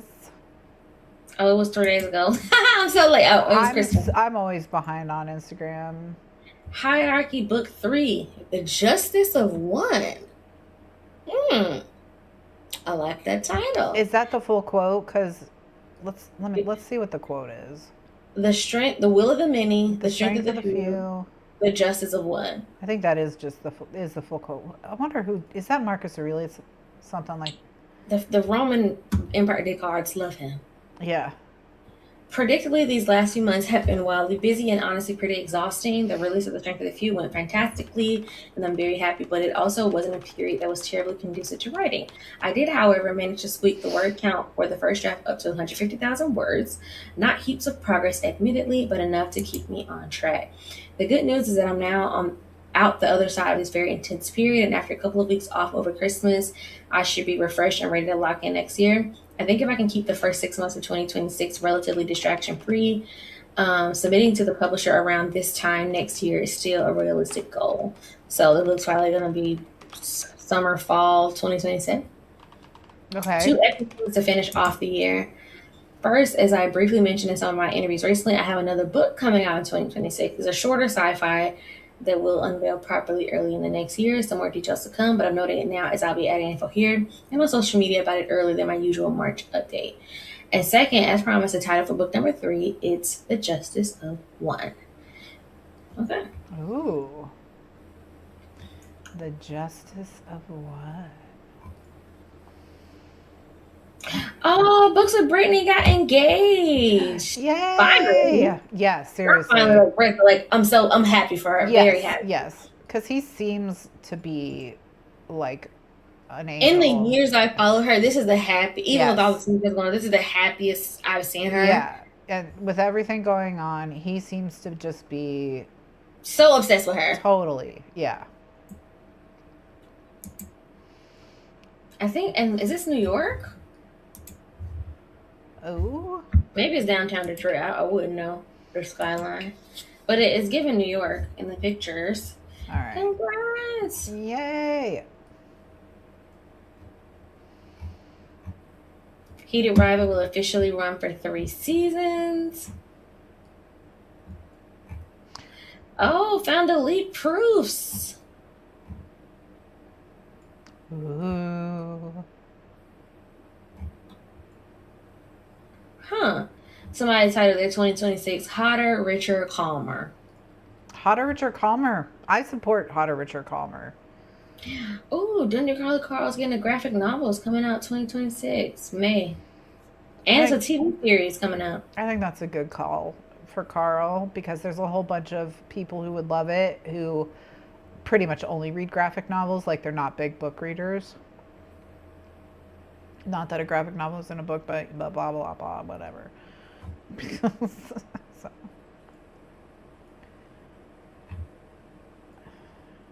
All right. Here's my image for Unhinged, which is this. Okay. This rib cage with heart eyes. Super zoom. Let me see. Oh, that's cute. Yeah. Is that those stalkers where it's like, yeah, I broke into your window. Yeah. And like sitting in your couch, but like, I'm so obsessed with you. You want me to make you dinner? I'm just a baby girl. Like, I'm just a little baby. Like, Lights I'm just a out. little. Yeah, Lights Out. When I read Lights Out is a perfect example of me being wrong about the like doability of a trope. Because if you had asked me if I thought there was an author on earth talented enough for me to write a dark romance about a stalker breaking into someone's house and have it not be problematic, then I would have been like, no. But Prove me wrong, because so if that author wants to write a second chance romance, I'll take a look at it, because This Caught Up is a second chance romance. Oh, that's true, they did. I didn't like it as much, but they did do it. Did they do it in a way? I feel like it was kind of valid. A, because she moved away, but also he was in the mafia and his dad threatened to kill her. Yeah. Very valid. Actually, that was overcomable. So yeah, because he killed. Oh no, her father was it? Yeah, I think it was her father threatened to kill him or something like that. And he was like, "Yeah, I'm just kill your dad." yeah. I'm gonna get my money up so I can take on my dad, and I'm gonna kill your dad. We're gonna. Yeah. He. Oh, that's yeah. Now, literally, book starts him killing her dad next day. Yeah. Yeah, he had church looking at her. He's like, okay, all right, and here we go. He kept in touch with her the whole time. Hey, why are you? You're mad, huh? You're real mad, big mad. She bit a cable. That's how she tells me she's serious. Mm-hmm. She bites a cable because she knows she's not allowed to bite cables. You're mostly not allowed to bite cables so that you don't get electrocuted, though. Not because I don't want holes in my cables. I mean, I also don't want holes in my cables. But that's so secondary. But that is secondary to you getting electrocuted. How you doing, bud? Yeah. She's like, what is going on with you? Why do you keep staying up late at the office? You can stay up late, not in the office. Hey. Yeah. Oh my God, Robbie is so hot. After 26 legendary years, One Piece Season 1 is now ending on December 28th. Anime episode 1155 will be the final episode of Season 1. Of Season 1. Y'all are so unserious. I mean, I guess if you get into One Piece, you really just don't have to make a decision for like 10 years. Because you know what you're reading.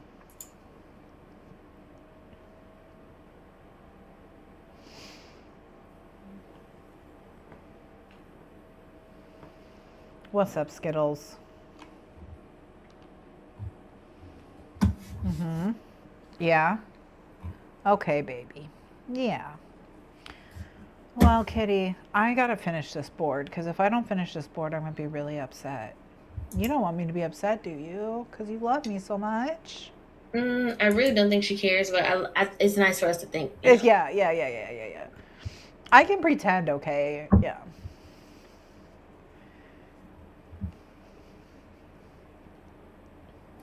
It is funny how cats have people, because the first time Kitty and I met, the first time we moved in together, it was almost instant, wasn't it, Kitty? You said, "Oh, these losers I've been living with, I didn't realize." I didn't realize that there was better human stock out there. That's right. That's right.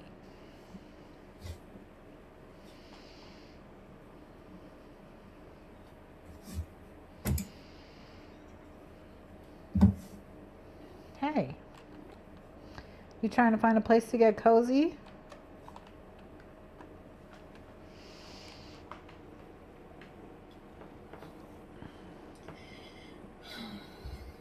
Oh, it is downtown Detroit. Okay. Okay.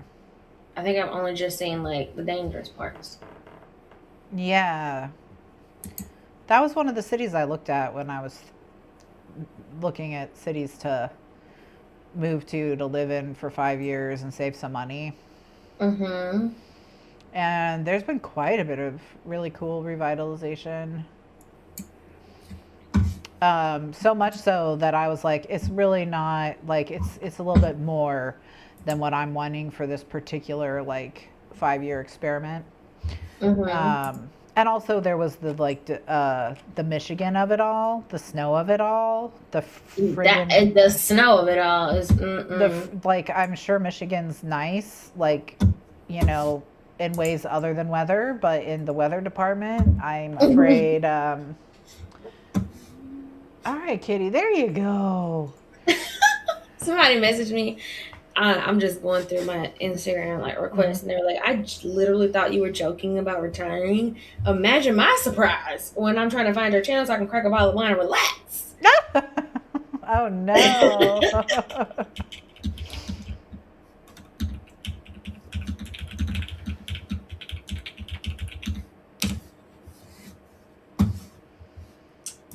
Who knows? Maybe I'll be returning in 2025. Oh, 2026. 2026. I could see it because you could get, well, first of all, you could get into like a really great routine with less like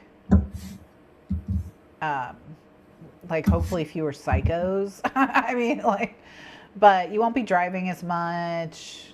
You'll be exploring. There'll be stuff to like want to capture, you know? Mm-hmm. So. And, you know, obviously, same with, like I said, like pivoting the content. And I'm still of two minds. And even our bestie was of two minds. Where it's like, yeah, when you've already done all the work to gain the following and to get monetized and do this and that, it's almost silly to just start over. Especially when a lot of people are like, this isn't a makeup channel, for example. Or well, like, in my case, I have a skills-based channel now, and this technically is a lifestyle-based channel, and those are incompatible in a lot of ways. You know, like pivoting a skills-based channel to a lifestyle channel, because like people are not there because they give a shit about your life. I mean, they may care about your life also, but that is not why they're there. And so for me, that's why I was like, I'm just going to make a new channel. But then also I want a different audience. So yeah. Whereas like book stuff is already lifestyle. It's just a bookish lifestyle. Yeah. And so I was like, I could start over, and maybe I will. But also like, maybe I won't. Yeah. And like not posting for months, deleting all the videos or privating all the videos is, you know, as fresh a start as you can get as without like completely actually starting over. Well, and you could do A/B testing. You could upload the same video on 2 different channels on the same schedule with the same thumbnail, whatever, and just see. Because YouTube's doing that thing now where one of the recommendations they're giving you is always someone with less than 1,000 subscribers? Yeah, I've been noticing. I'm like, oh my God. Yeah, so they're doing this new thing. Basically, I think what YouTube's trying to do, I think, because they made a mistake. They tried to compete with TikTok by making shorts and trying to be like TikTok, and I think that they then like realized that's not why people come to YouTube.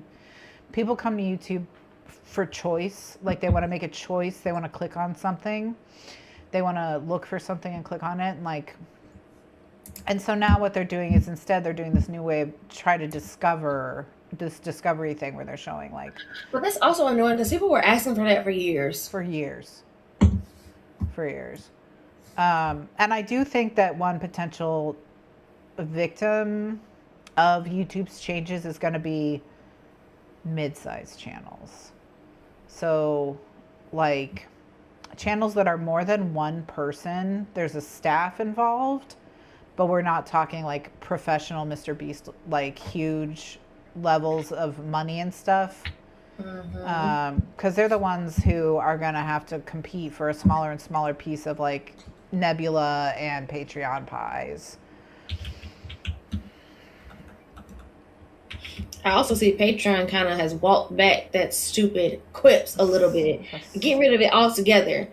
Patreon is not where you go to discover people. No. Be serious. The guy who founded Patreon, he really views it as a social media where you can just go to patreon.com and be like, I want to see some creators working in XYZ space and discover them. And I'm like, discover people I've never met before and pay. Yeah, I just don't know. I mean, sure. I'm sure that's happened, right? But like, I don't think it is happening that often. Not enough to completely obliterate the homepage, and it's nothing but people you've never seen before. Yeah. And then not even people closely aligned with people who already subscribe to. Like, it used to be like you would have this one channel and it's like fans of this channel also enjoy this. Okay, maybe, but absolutely nothing like what I'm already pledged into. I was getting people I was like in ideological opposition from. Like it was like they were missing the mark really, really severely. So, you know, it was not good. The way that they handled it was not good at all. And also the way, I mean, it's not their fault per se, but I'm still pissed off at the whole Apple situation. Yes. I still have people that I need to like reach out and like cancel their membership low key because I'm like, this is stupid. Yeah, why are you paying all this extra money? And then they take 3 months to release it. Ugh. So not only are they paying you extra, but they're subscribed in January. It won't be until April till I get January's payment. Net 90 is insane. That's insane.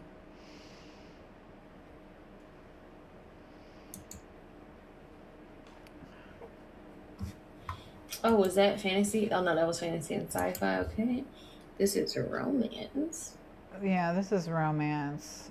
This is for fantasy romance. That's why the heart has bat wings. And then this is for unhinged romances of all kinds. And then sports romances, which will probably really just be hockey romance, which is why there's hockey sticks. So then we have page count 150, and now we're into gold, and gold is fantasy proper. Should I put fantasy romance in fantasy? No. Okay. So in fantasy, I can do, like, I got to catch up, right? Stuff I missed, some stuff I missed.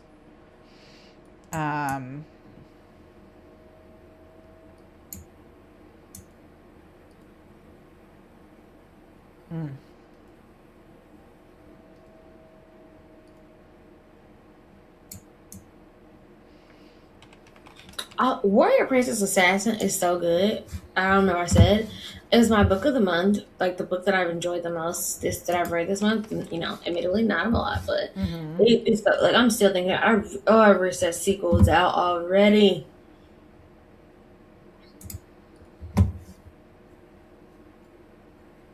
Princess Aurelia has a new book on. I wonder if it's YA. Probably. Okay, so series that I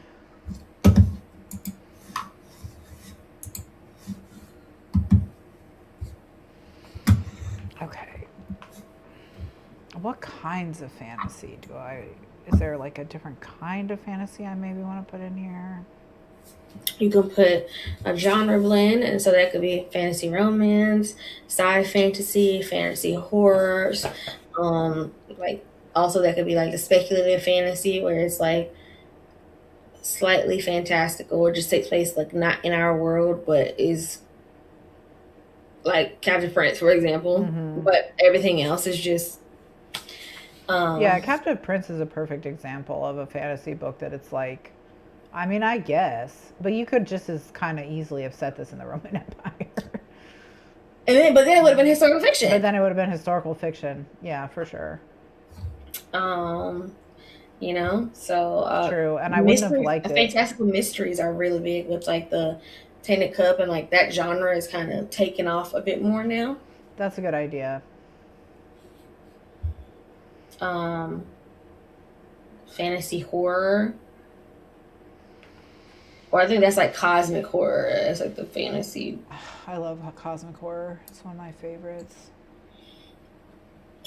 I've never read any Lovecraft. I just can't like bring myself to do it, but I do enjoy it from other people. And then you also could do like, you know, there's fantasy, but then there's like epic fantasy, epic high fantasy. And then, oh, I know. I've got to put classic. Okay, I'm gonna take out series. We'll like put series somewhere else. But instead of series, let's do. Yeah, we can The do sequel one? classic. I'm gonna put the sequels on the other side of the board, like I kind of talked about before. Hey, kitty. Hey, hey. Do you want me to move some stuff for you? Yeah. Here you go. You want some pets? You want some pets, baby? You want some pets? Pretty kitty. Pretty kitty wants some pets.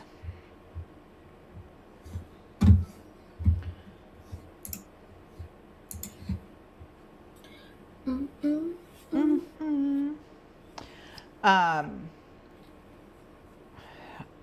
I'm gonna put this one on here. I'm gonna call it archives. Actually, research maybe. The one missed the boat? No, I have this stack of books I need to read for research, like into certain like conventions of things that I'm working on. So, and I want to, again, that's another thing I don't really prioritize a lot. And I need to just like go through a few of them. I need to reread fucking, the Jay Bree book? the Jay Bree book. I need to read the Jacqueline Carey's series. And then I need to read the book she wrote from the male main characters. Cassiel's Servant? Cassiel's Servant. No, Cassiel's Servant. Cassiel's Servant, yes, because he is Cassiel's Servant. Yeah, I need to read that. There's other stuff. I have a whole list. Let me see if I can find it. Well, I'm not going to worry about it. Let me focus on this board. I don't need to come up with them now. I need to, this is me. I cannot stay on task. Okay.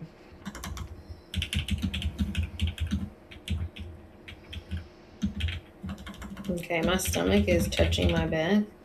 Okay.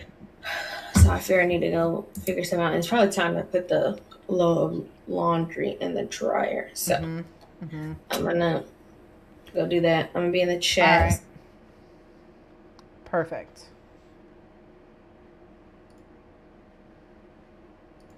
So you know, I've muted you in OBS. But so you can make a lot of noise if you want to.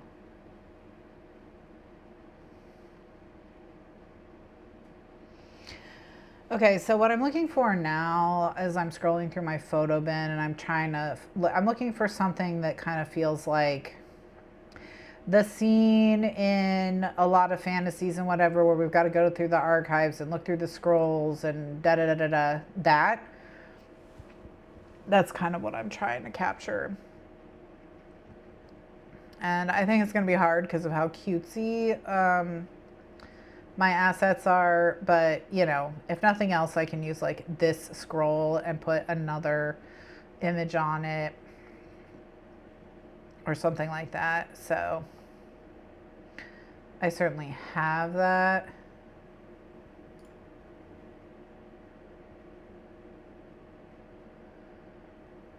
Could find a way to use this lantern maybe as well.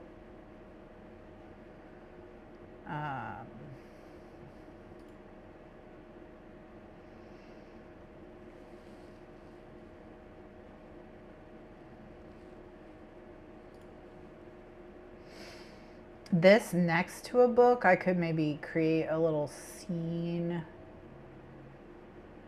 as well.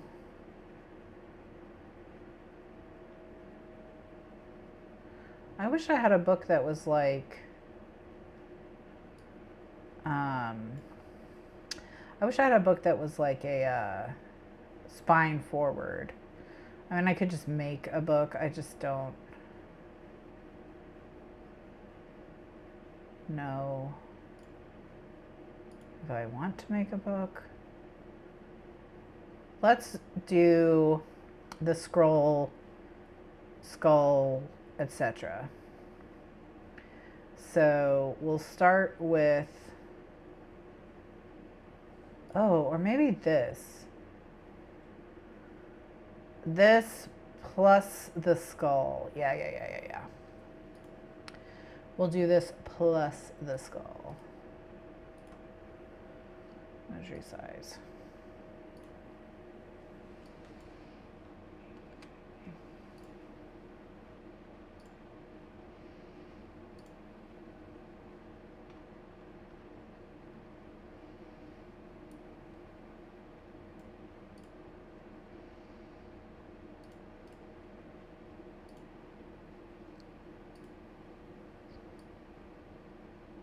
Okay, so that, and then the little candle skull.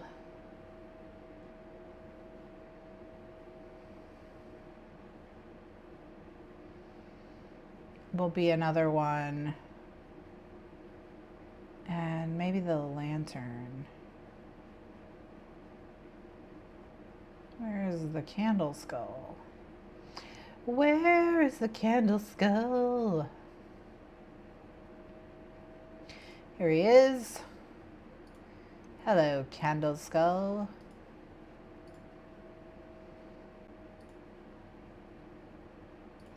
How are you, good sir? Doing great. I love that for you. I'm working on this board.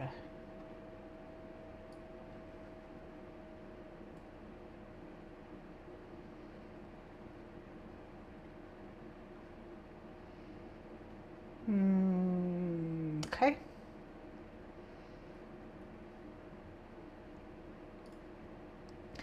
And then let's go ahead and do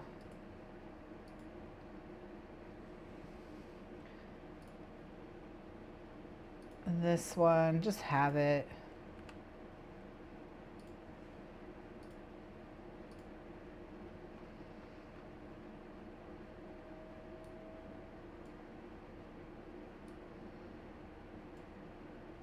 Okay. I think I did not separate this edge out, so that's cool. It's fine. I'll just do it now.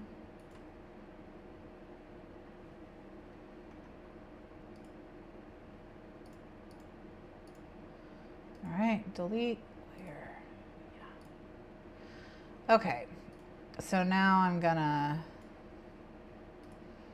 zoom out a bit so I can see the whole kind of bar at once. All right. You go over here.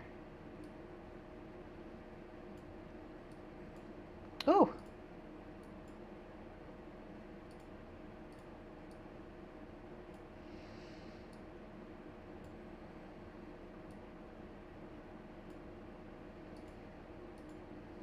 Okay. And then I'm going to put this here in front, but I just need to change the color of the candle. And I think pink is the answer. Okay.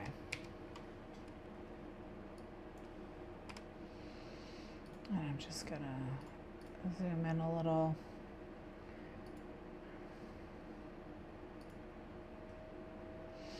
Okay, 5 is too small.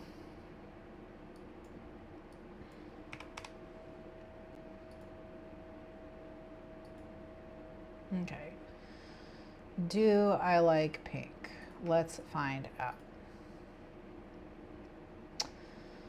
I think we're gonna have to go with green.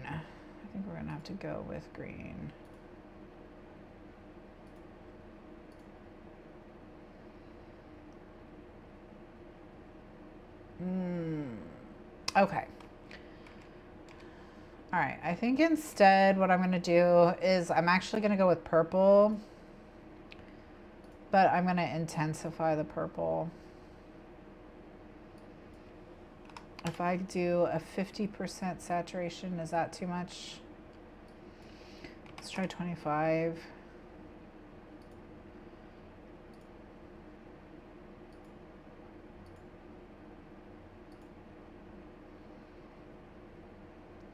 That's better, but I'm not sure it's enough. I think I need to go more intense. I'm going to try it with 50. All I'm doing is I'm taking the existing purple and I'm just like making it a more saturated, intense version of the purple. And so it's like the same shade. It's just now not as, there's just more distance between them. I need to go kind of in between 25 and 30 and 55 and 50. So I'll often just do 35. And then depending on how 35 goes, you know, I can try.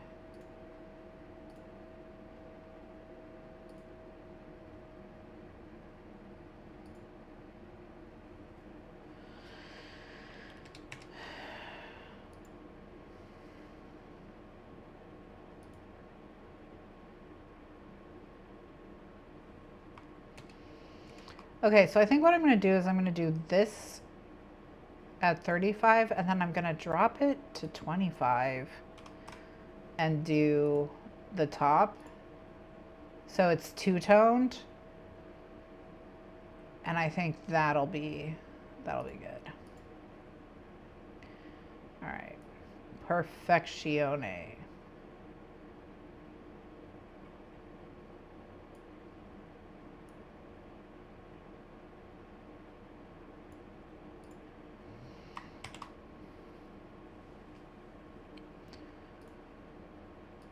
Okay. So now we've done the archives. I know what that means. I'm probably going to change Blender and Classic to other things. I'm just going to have to think it through.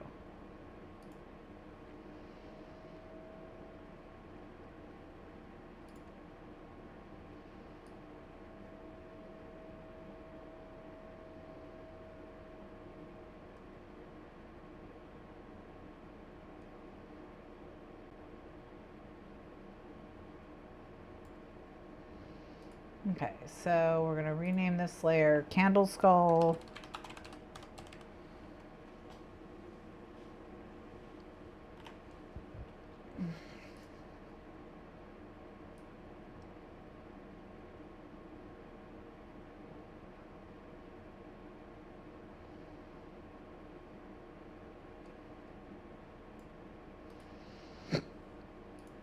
This is like, I don't know, flame book.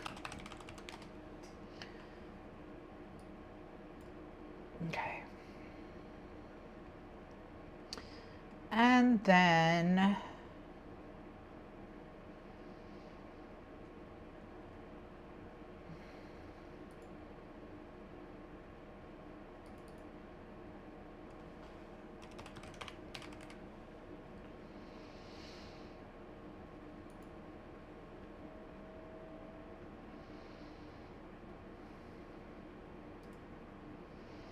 okay, so I'm going to call this creature. And then we're going to move it up. I'm going to duplicate it. We're going to call it feature.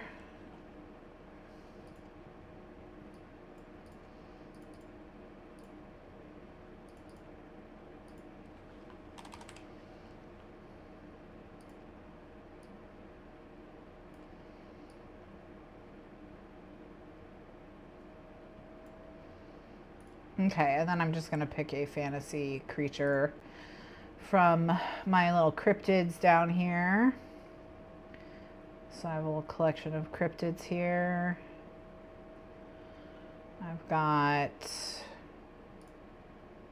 this guy. This is Mothman. Gotta use juice box. Gotta use juice box.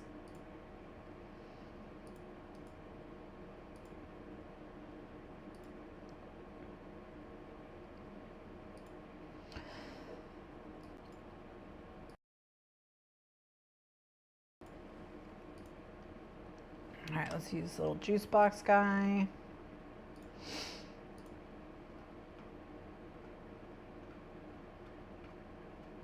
Okay, gotta go drop you onto the board.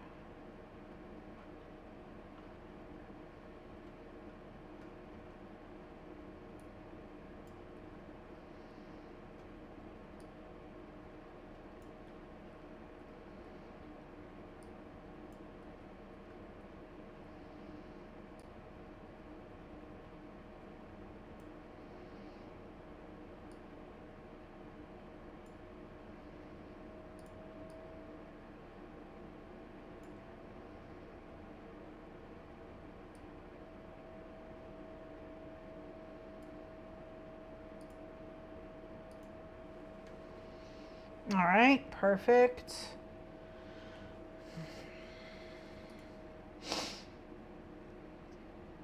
And then classic, I'm going to change to series.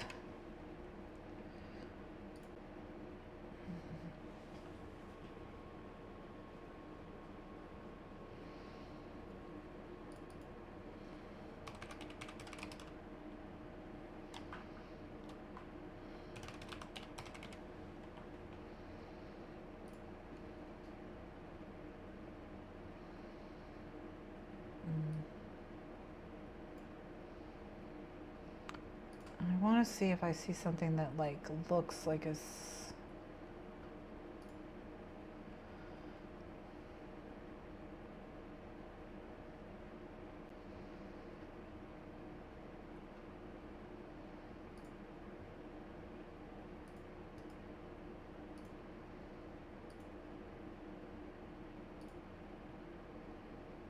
I'm gonna go ahead and do this one.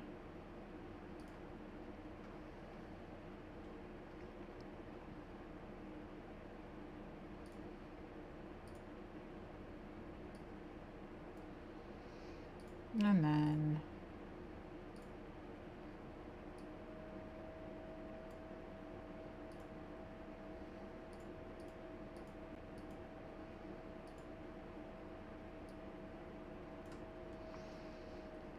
okay.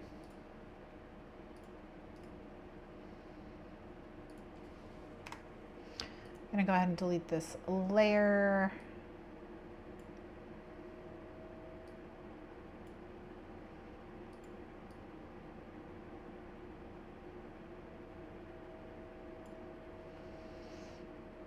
All right. Okay, so I think what I'm gonna do is I'm gonna put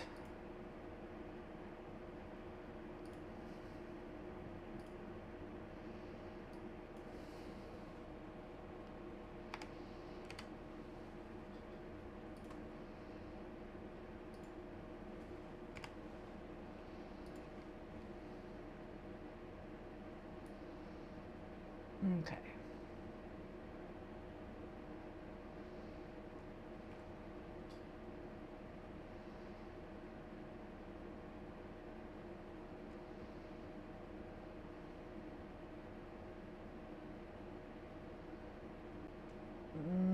All right, so I'm into series. Here we go. Perfect.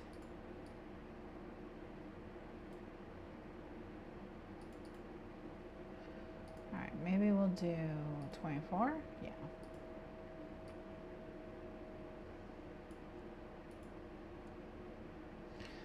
All right. So this is also going to move up.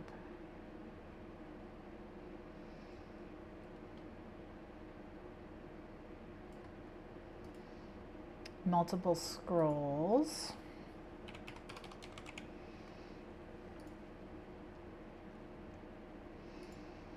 Okay. 2.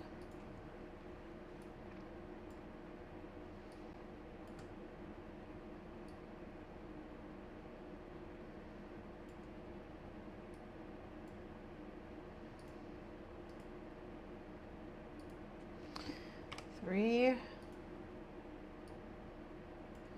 Okay, so now what I'm going to do is, okay, we're going to do the same thing we did before.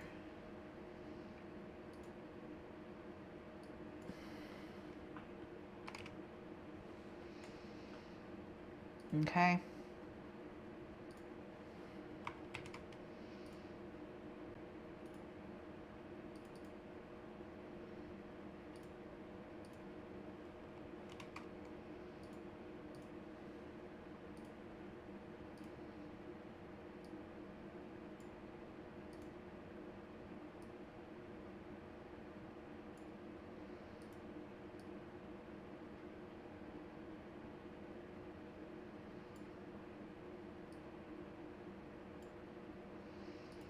Okay, so now we're doing the 3. And it's going to be a similar thing. I'm just going to sample the blue and increase the saturation and grab the new hex code. And then I can go into here and change the color of the font to the new hex code and say, okay. I think this has to go a little darker. I'm gonna try 75. See, okay. Okay. Yeah, that's better. All right, and now we're just gonna turn it. Nope. We're gonna turn it.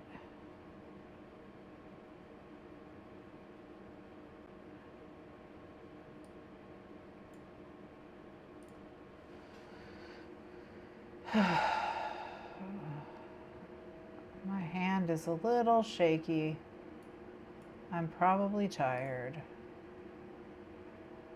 I gotta zoom in. I just need to stop trying to like.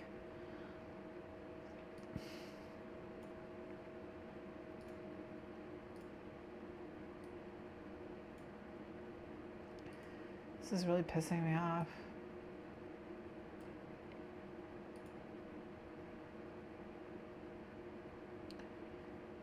It's hard to describe what's happening, but okay.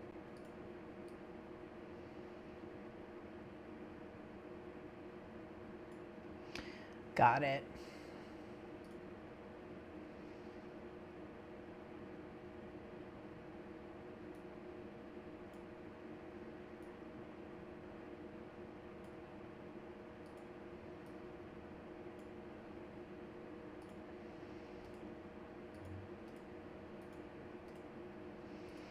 Okay, so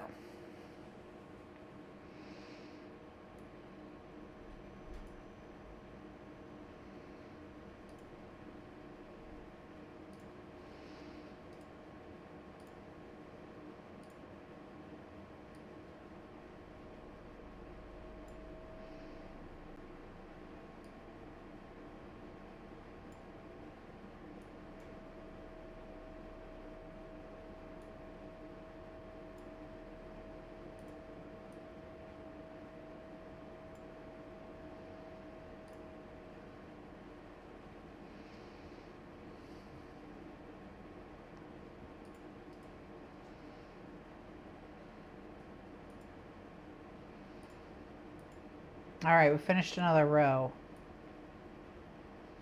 Thank goodness. Okay. We finished another row. Yes. Oh, man. Okay.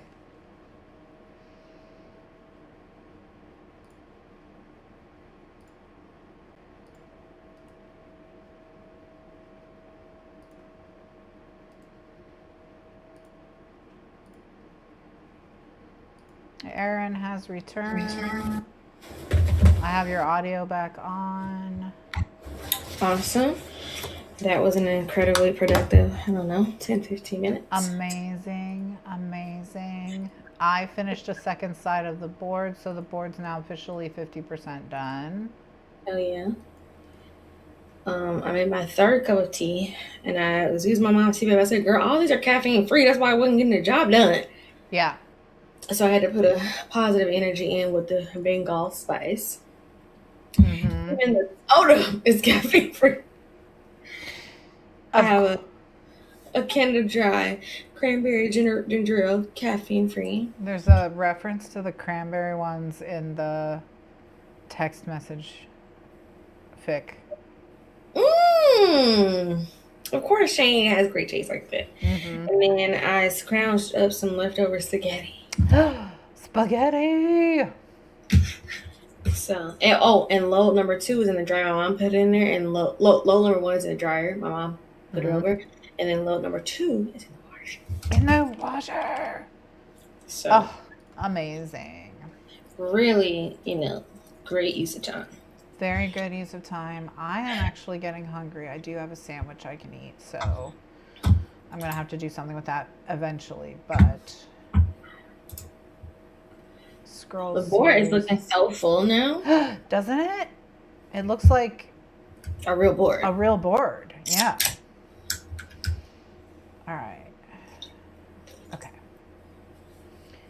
All right, so we now have fantasy built out. So we've got, for romance, we have fantasy romance, unhinged romance, and sports. My 3 main genres of romance. Unhinged being my main genre of romance lately. We've got series. In fantasy, we've got series creature, because I want to read more fantasy books with fantasy creatures. I think probably the John Gwynn, since I might make a stab at it this year. Emma Ham's got you covered. Well, catch a book club. We're reading it. That's what I was thinking, because the catch up book club might motivate me. When is it? The next one? Are you guys done with the quartet? Is it a quartet? Time of Dread trilogy? We're discussing A Time of Courage in January, and then what is that? The Shadow of the Gods in March. Okay. I'm pretty sure. Okay. I have the catch up book club chat right here. The Skidge. Okay. Sandra is planning a 3-year-long Brandy Sandy line. I'm just like, y'all, if I don't like it, then I wouldn't be reading it for 3 years. If I loved it, I'm not gonna wait 3 years to read it. Well, that's partially what I think. Like, okay, first of all, I'll just acknowledge for the record that I understand that what I did with Brandon Sanderson was diabolical and unhinged. Okay.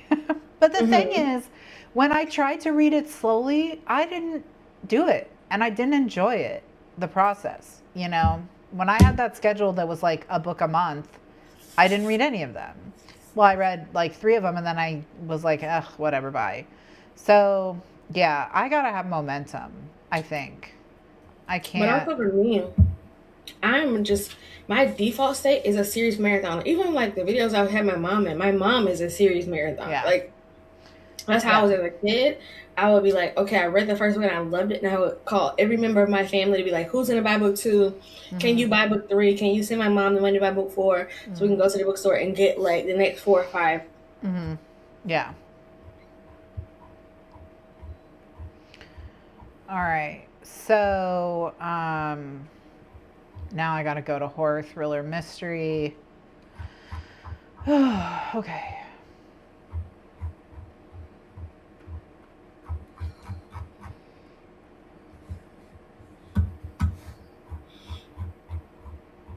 But yeah, I was like, I haven't committed to anything for 3 years. The last 3-year commitment I made was college. And that was 4 years, but like, Yeah. So I'm not really, I haven't done anything other than be alive for 3 years.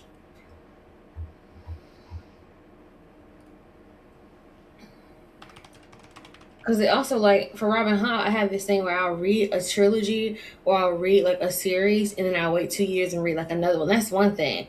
Yes. But already, like... But even those, I read all of them at once except for the last one? And that was just because I was literally, like, my mental health is not in a place where I can read that right now. Yeah. And it hasn't been for 2 years. Like, yeah. Given that I'm confident that Fitz is probably going to die. I cannot take that. And given how she wrote the other deaths in the series that I actually cared about, and I had not been following those people for 16 books, I don't know what to say here.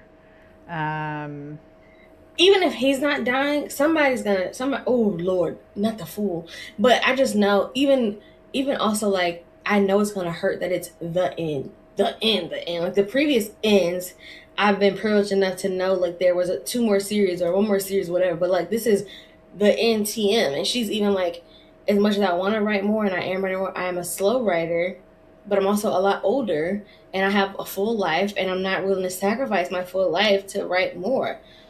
Yeah. Well, So like this and is it. she's got like a really big family, and a lot of them are like teens now, and like she's got just a lot going on. And She's on a farm, and she's in her I was 70s. gonna say she's rich, and she's like retirement age. If she wants to retire and enjoy her family and her money, like I get it. I would like to see the trilogy that she's talked about, but I'm not. I don't need it.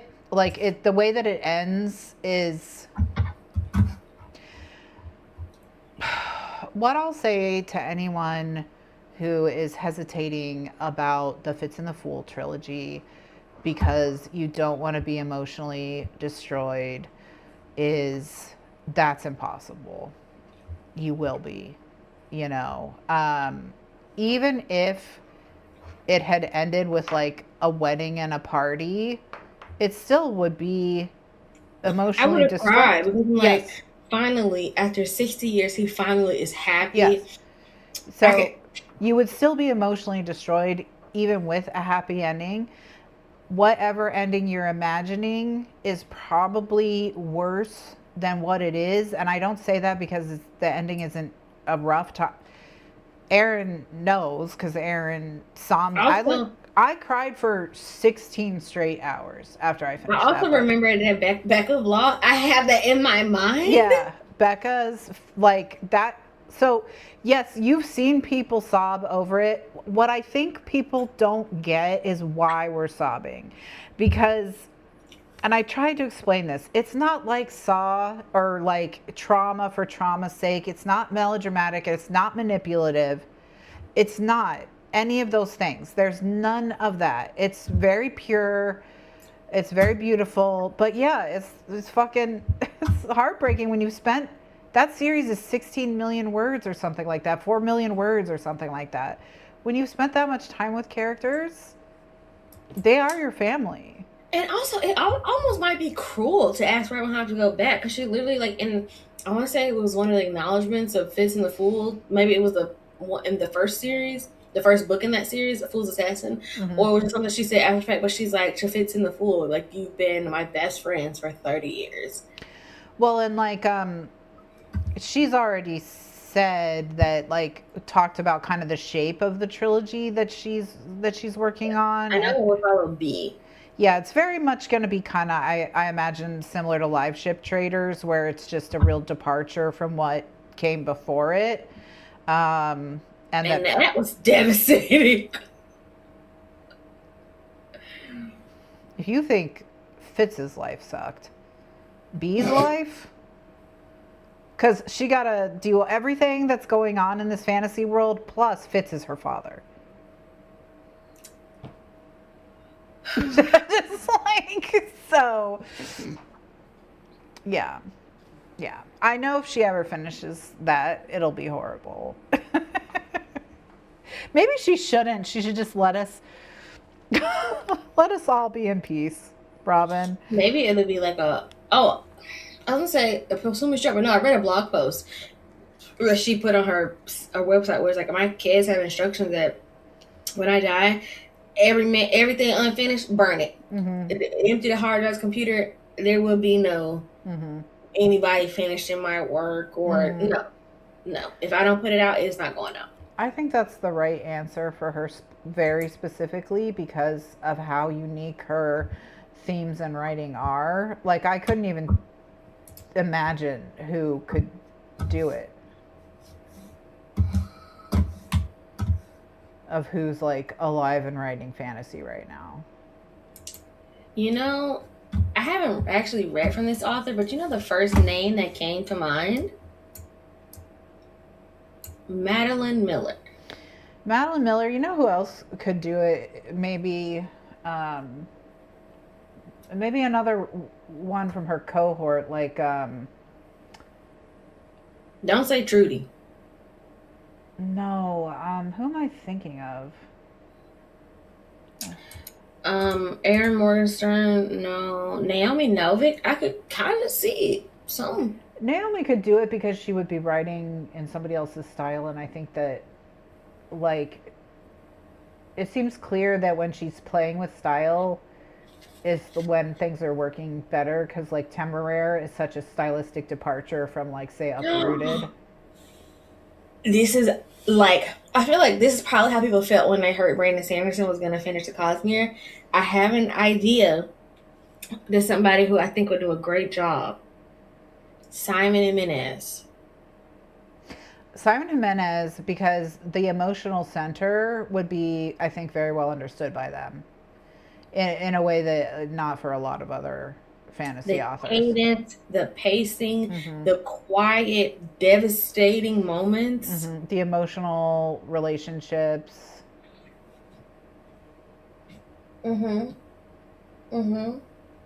Yeah, I think that's my final answer. Or even perhaps a Natasha Pulley.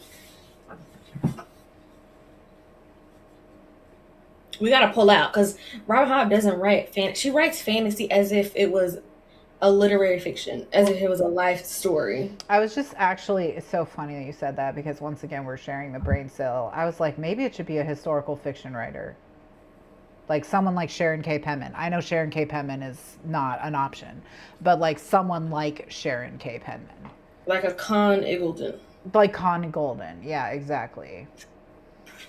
Bernard Cornwell, somebody who Bernard Cornwell also writes fantasy, which just gives an example of how the historical fiction writers can pass, I think, over into fantasy probably better than most other genres, I would say, of writers.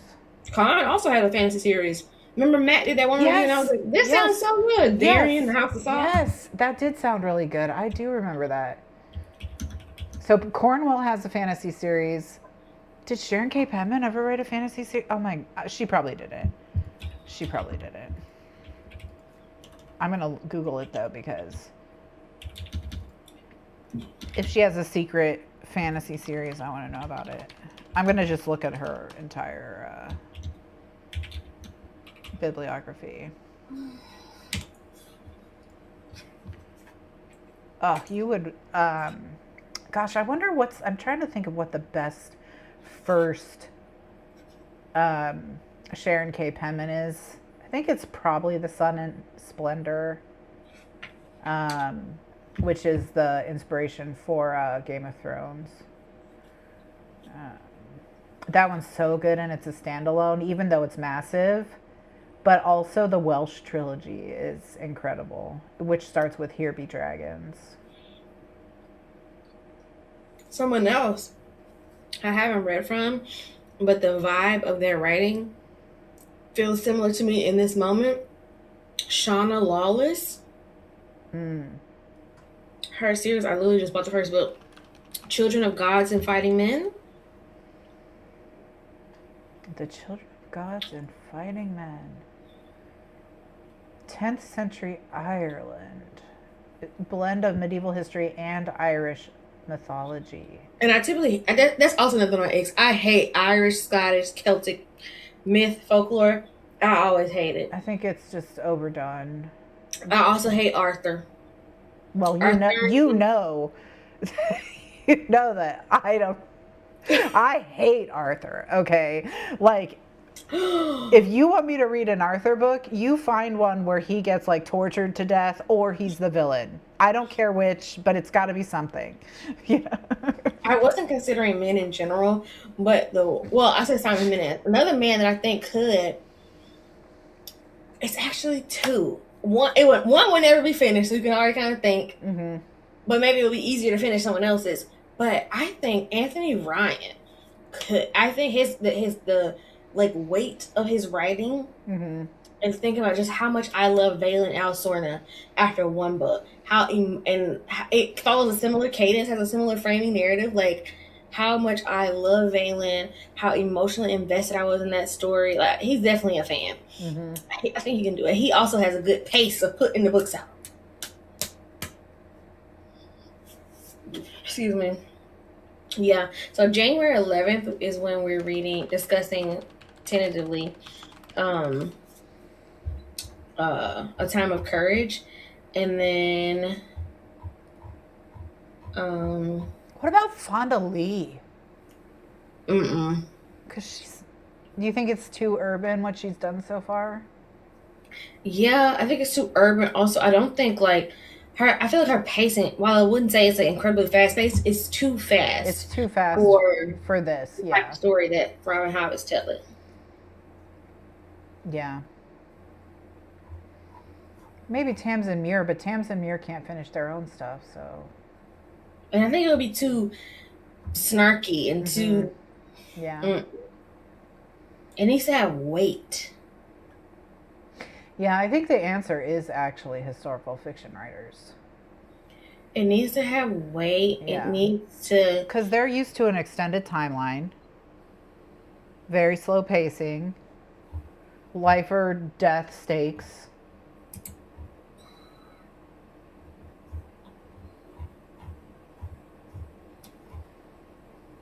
But yeah, and her themes are so complex and so heavy and so existential. Yeah.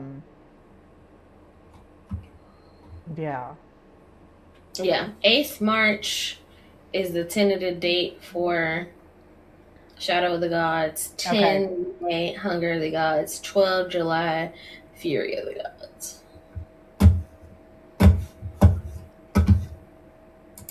Well, I put Creature on there, so again, because if I land on it, I'm definitely going to do Shadow of the Gods. But I want to read more fantasy with dragons and other creatures, not just historical fantasy with light magic, which is fine. That, that's more or less what Realm of the Elderlings is, although there are also creatures. Is it light magic? I feel like it gets more magical. It gets more, yeah, it builds. Because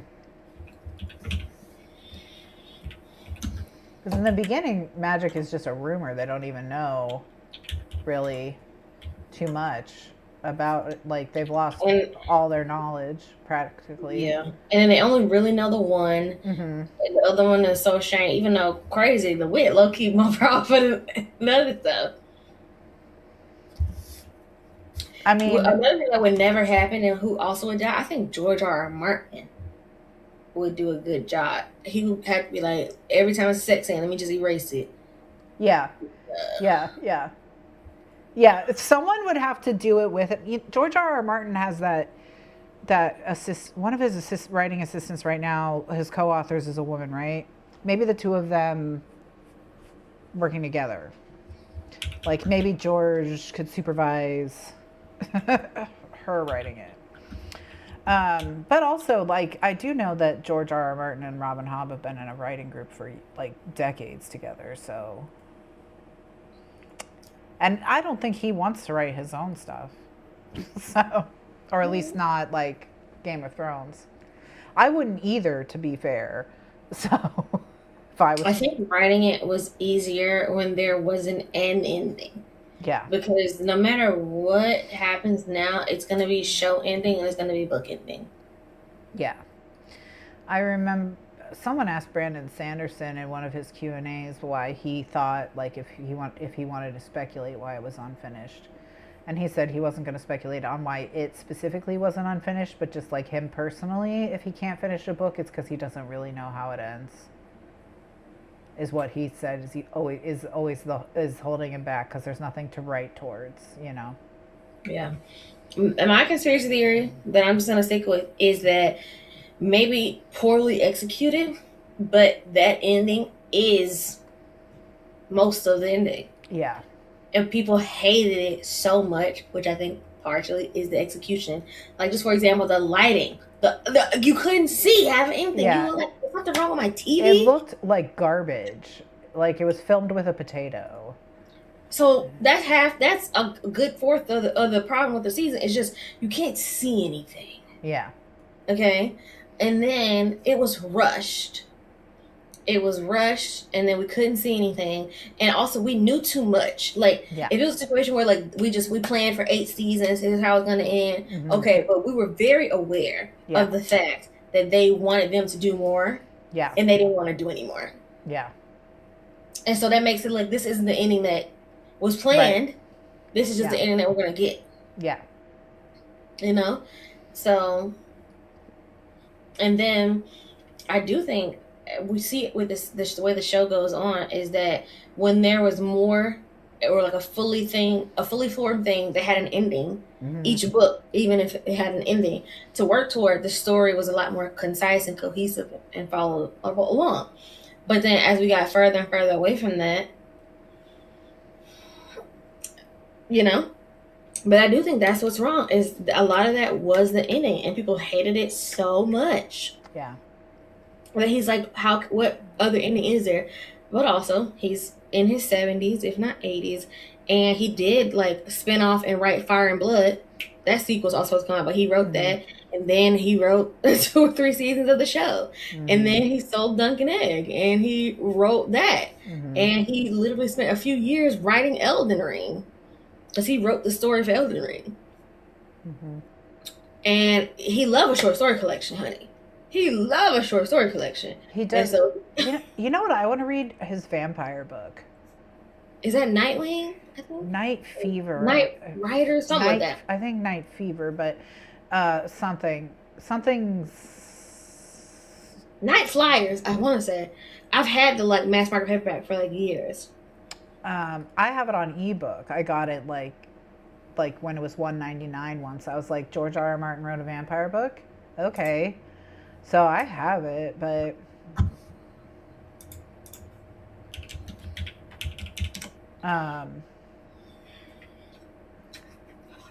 so I'm like, okay. Yeah.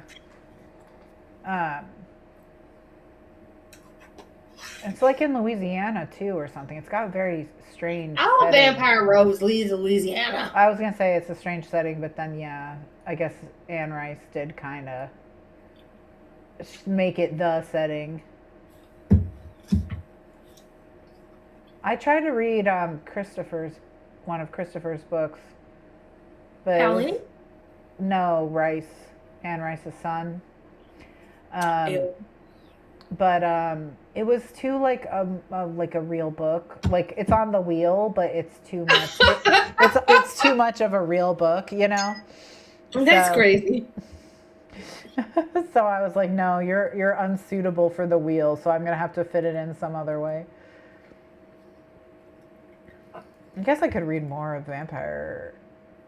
I almost said Vampire Diaries. Oh, you know what I want to read? Vampire Chronicles. Foolishness, but probably fun. What? Crave.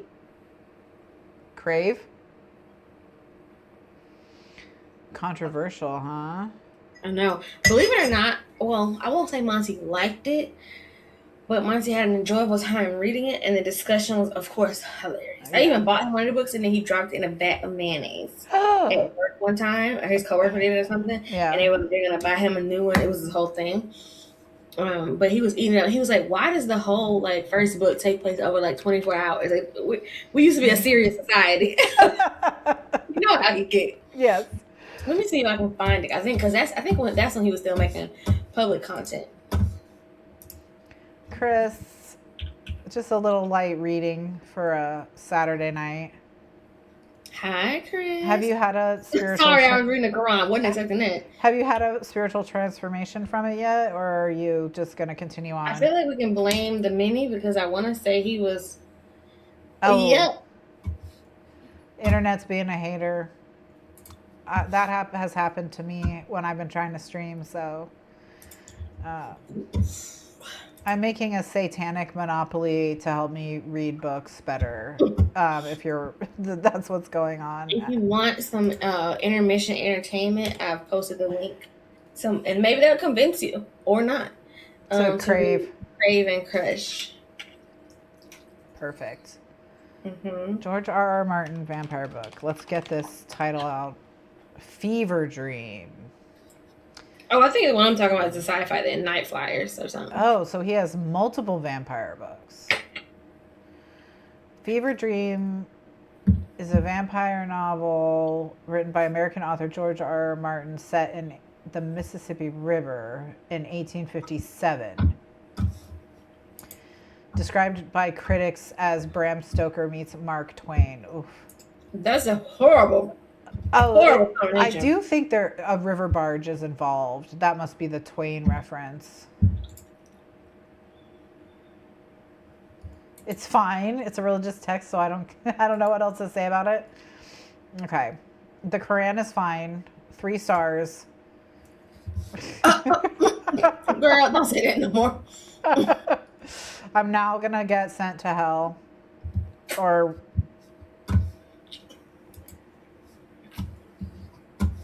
somewhere similar. It is less unhinged than the BOM. Oh, the Book of Mormon. I was like, what is the BOM? The Book of Mormon, so I'll give it that. Well, that's good. Low bar to clear, but yeah. I haven't read the Quran, but I have read the Satanic Verses, so I probably already was going to hell. I do understand why some people were upset by that book, so.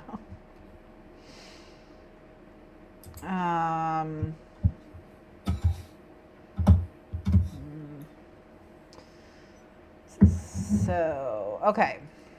All right. Fever Dream, George Grimm. He's really Lord Grimdark. He should have jumped on that. I don't think I've ever been as disappointed in an author and how much I thought I would love them as I have been with Joe Abercrombie. What a joke. I understand a few things better than when I tried reading Joe Abercrombie, one of which is that he named himself Lord Grimdark, which explains a lot. But very European white man of him. Yes. And that's you could say that about the books as well. At least First Law. But also, which is crazy because I read Shattered Sea first, at least the first one. I was like, I read it in one sitting. It was so good. Yeah. Perfect time to read. I read it people like First Law more then. Chris, did you ever finish First Law? I'm sure it's in the 77 books. It's in the pile. I just don't know. I mean, Joe Abercrombie. Oh my gosh, Joe Abercrombie wrote a book with a female pope, and you would think that I would, of all the books, a fantasy author, if I don't want to read that book, I can't imagine ever wanting to read any other book he's ever written. I'm kind of mildly curious about that book, but I need a hater, a real tried and true Joe hater, to say that book is worth reading. Okay, so in Chris's tier ranking of religious texts, the Tao Te Ching is the best one so far. Oh, the easiest to follow. Not necessarily the best one. There may not be a best one, but it's the... I think for you, though, it's sandwich o'clock. It's time to put a little gas in the tank because you haven't been pumping yourself full of tea. I know. I have a coffee, but it's not working. So, but it has to combat some stuff. Yeah. Okay. It's 3 a.m. Should I push through, or should I say I finished 2 sides of the board? This is where I stop. What are the thoughts? It depends. How much sleep do you want to get? I should sleep a little. I don't need as much sleep as I would other nights because I did get quite a bit of sleep last night.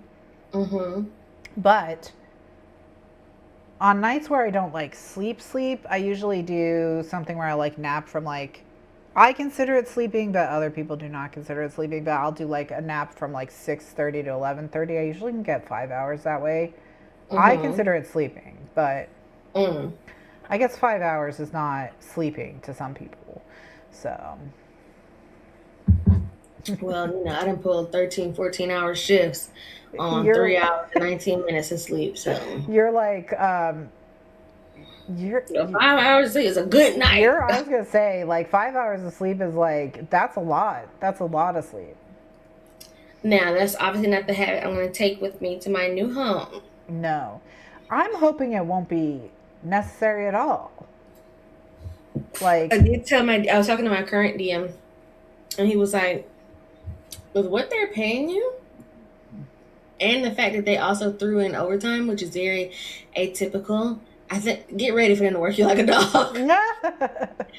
He said, I fear that means they're going to get their money's worth. Oh no, we don't want them to have their money's worth At all. It's supposed to be getting over. Yeah, exactly.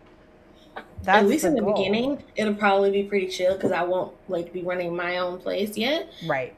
I'll be testing the waters and getting settled and getting acclimated. Mm-hmm. In theory, because perhaps they might be like, "Girl, you got it." Yeah. Oh my gosh. Well, I mean, that would be okay too, I guess. Would it? You could just take over and be like, without some weird. Well, I guess.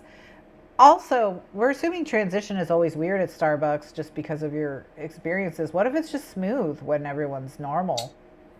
I'm holding out hope that is the case. Mm-hmm. That is my hope, my fervent prayer.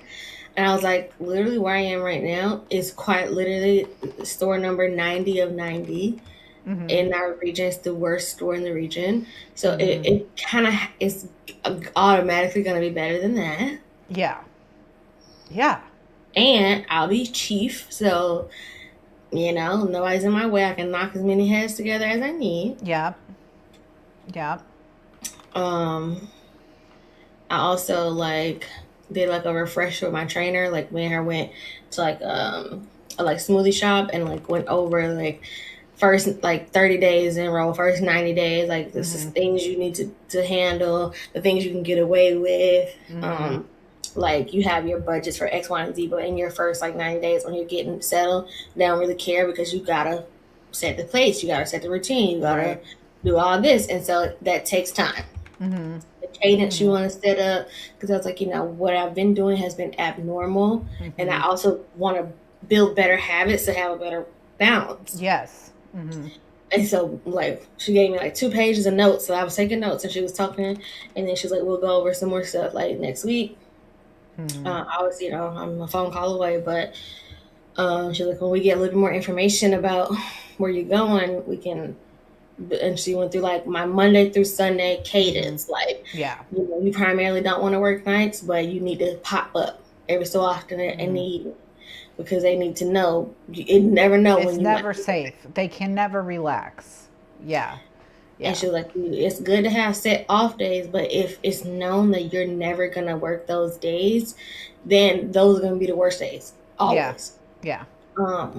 She was like, you want to get in and do the deep clean day early because then you can really assess the store and see if this clean safe rating, if there are a lot of gaps. And she was like, sometimes on the weekend or your off days, whatever, just pop in through the drive-through and see when they don't see it's you, what's happening, so that you're always aware.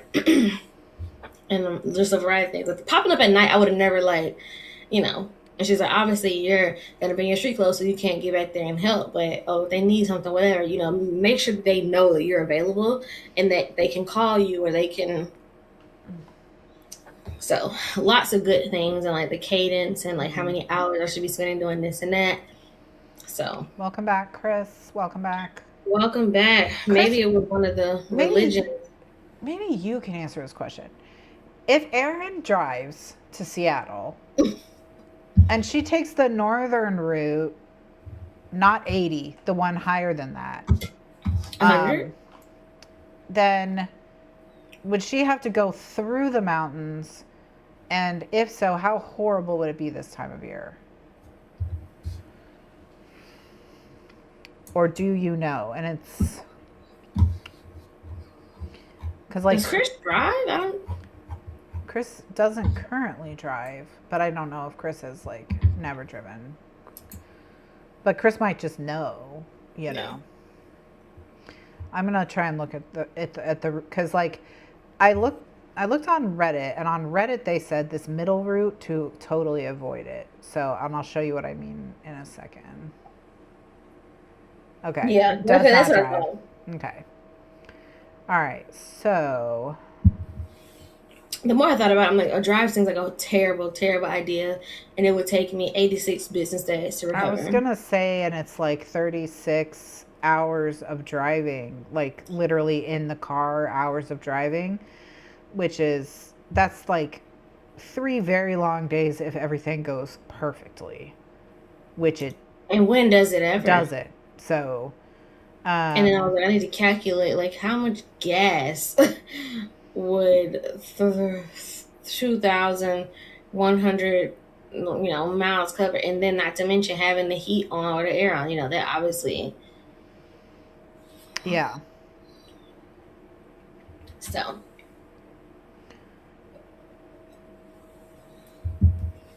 Okay. Yeah. So there's these 3 routes. There's a route that goes through Nebraska, Wyoming, Idaho, and everyone on Reddit said not to do that. I wouldn't do that anyway. It doesn't seem. I wouldn't want to cross 3 states like that. And then being black. The other one goes through South Dakota, Montana. Oh, I could go see John Dutton. Yeah, that's true. You could go see John. And then it goes through Idaho and then into Washington. Yeah, must you go through Idaho? Yeah, because it has like a pointy part that separates it from Montana that goes all the way to Canada. It has like a little pointer finger. So you have to go through the pointer finger. Because people were saying that's like much more interesting and gorgeous, because the thing about driving through flat states is, especially at night, you just want to shoot yourself, because there's nothing to look at and it's so boring, and it puts you in this like hypnotic trance. I've driven across Kansas a lot. Yeah, so Chris says avoid the Nebraska, Wyoming, Idaho route at all costs, which means you either you have to go north, and then that's where I started to be like, does that mean you have to cross the mountains in the snow? Because I would not do that. That sounds terrifying.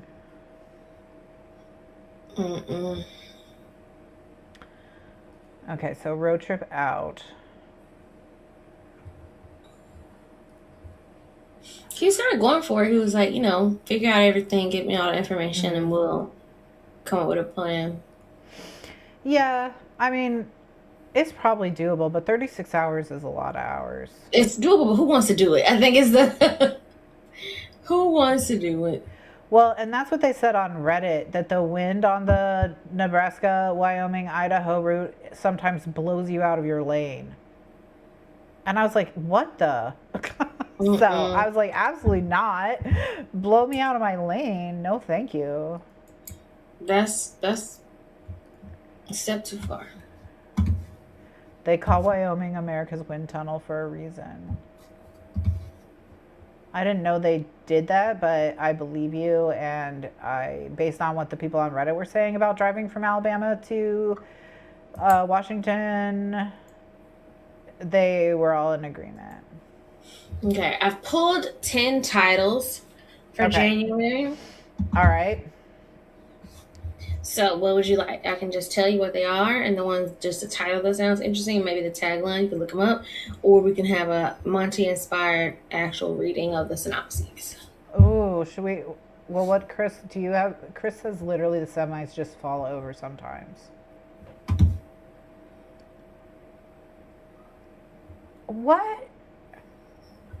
What do you mean by that? Do they just like literally tip over on the road with their little wheels like in the air? What?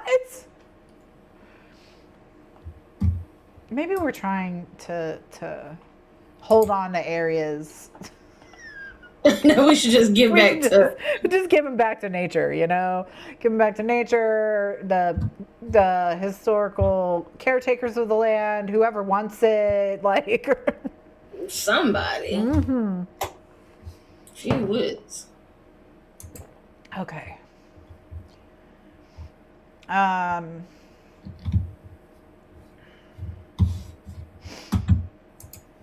Now, mystery, thriller, horror, I don't think I'm really going to prompt. I think it's just going to be read a mystery, read a thriller, read a horror.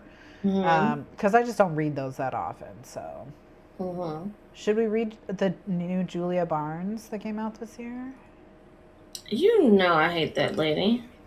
What if this one is Julia good? Barnes. Oh yeah, that was one of the worst books I ever read. The Writer's Retreat. Yeah. I don't want to read no more grandmas having sex. Thanks.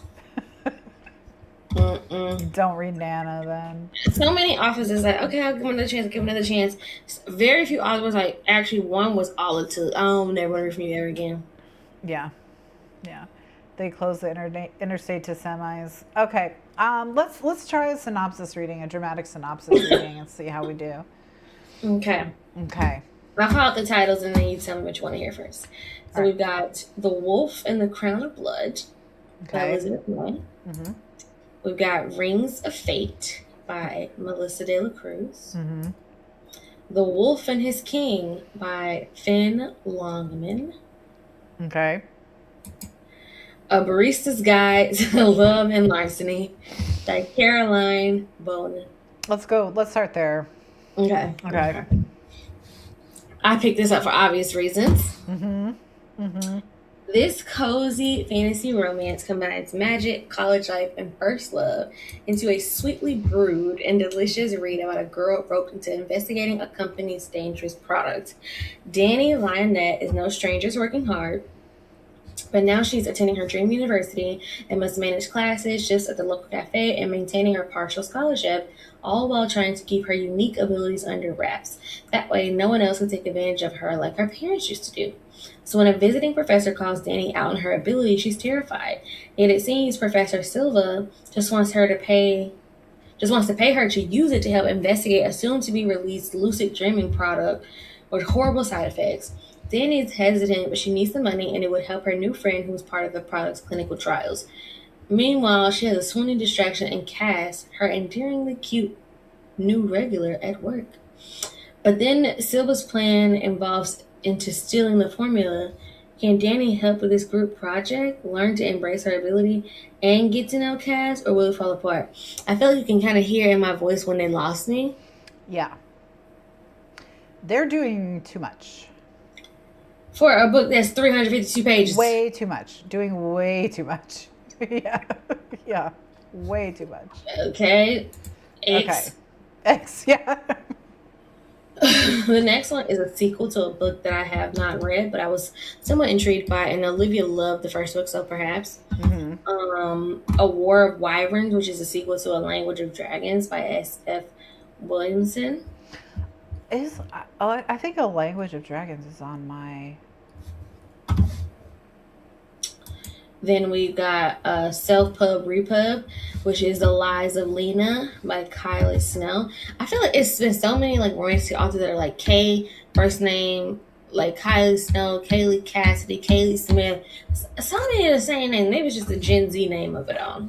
I mean the Gen, whatever they are. Yeah.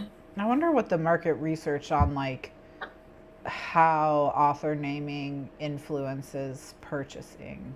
Because you're like, have I read this author before? It sounds so similar to four other authors. And then we have Graceless Heart by Isabel Ibanez. Gorgeous cover. She always has She has gorgeous covers always, yeah. It's not the best rated right now, but I feel like people just don't like her. I do think it also could be shit. Yeah, I do think people don't love the books, but I don't know if it's the author or who knows. This is I don't know, because I've DNF'd from this author before, but we've got The Swan's Daughter by Roshni Chokshi. Okay. We've got Dragon Cursed by Elise Kova. Okay. And then we've got The Poet. Let me hear the Elise Kova. Okay. This has been delayed a few times. It was supposed to come out this summer. All right. The moment you see a dragon is usually your last. Oh, okay. Since the dragons emerged along with the scourge that ravaged our lands and people, there's only one human city that remains standing, Vengard. But the hellfire from above is nothing compared to the threat from within, for there is no worse fate than being dragon cursed. Slowly and excruciatingly, you'll be transformed into a mindless beast who destroys everything and everyone you love. Any of us could be tainted, any of us could be lying, any of us could be caught and killed by the authorities. And I'm terrified that I might be next. There's only one other person who might suspect my secret. He's like my shadow, following me wherever I go. Part protector, part tormentor, fully annoying. Sometimes I think I'm just one of the million unfathomable secrets he keeps hidden, because Lucan or Lucin definitely knows something. And if I'm dragon cursed, death might be the only mercy I get. Ooh. Okay. That could fit in my creatures. For sure. And then last one is The Poet Empress by Shin Tao. I'm interested in that one's synopsis as well. Okay. We've got, in the waning years of the Azalea dynasty, the emperor is dying, the land consumed by famine, and poetry magic lost to all except the powerful. Wei Yan is desperate. After the 5th death of a sibling, with her family and village on the brink of starvation, she would do anything to save those she loves. Even offer herself as concubine to the cruel heir of the beautiful and brutal Azalea house. But in a twist of fate, the palace stands on the knife edge of civil war, with Wei trapped in its center, at the side of a violent prince. To survive, Wei must harden her heart, rely on her wit, and become dangerous herself, even if it means becoming a poet in a world where women are forbidden to read and composing the most powerful spell of all, a ballad of death and love. Yeah. Okay. Yeah. Yeah. A death poem? Yeah. The Poet Empress is an epic fantasy that explores darker themes, subjects, and scenes that may not be suitable for all readers. Yeah. Perfect. I love themes that are not suitable for all readers. I prefer them, in fact, I think, so. Yeah, exactly. Yeah. That one's, Love that. Love that. Yeah. All right. I guess we could just go. You want to go through them in order from the top? Okay. Next up, we've got the first one, The Wolf and the Crown. This is the same author as The Falconer, which is a YA series that I had on my radar because Reagan liked it, but it had gone out of print or something. Okay. I want to say this might be one of the ones that, strangely enough, was like going to be republished and they're going to add adult content to it. Oh gosh. Okay. And I was like, that's strange. It's either this one or this other series, but I think it is The Falconer. Like that one series that's basically the YA series with like sex scenes in it. Yeah. What's that? Let me see. Let me click on her name, see if they did that stupid shit. Oh, she just had a book that came out, not well received at all, To Cage a God.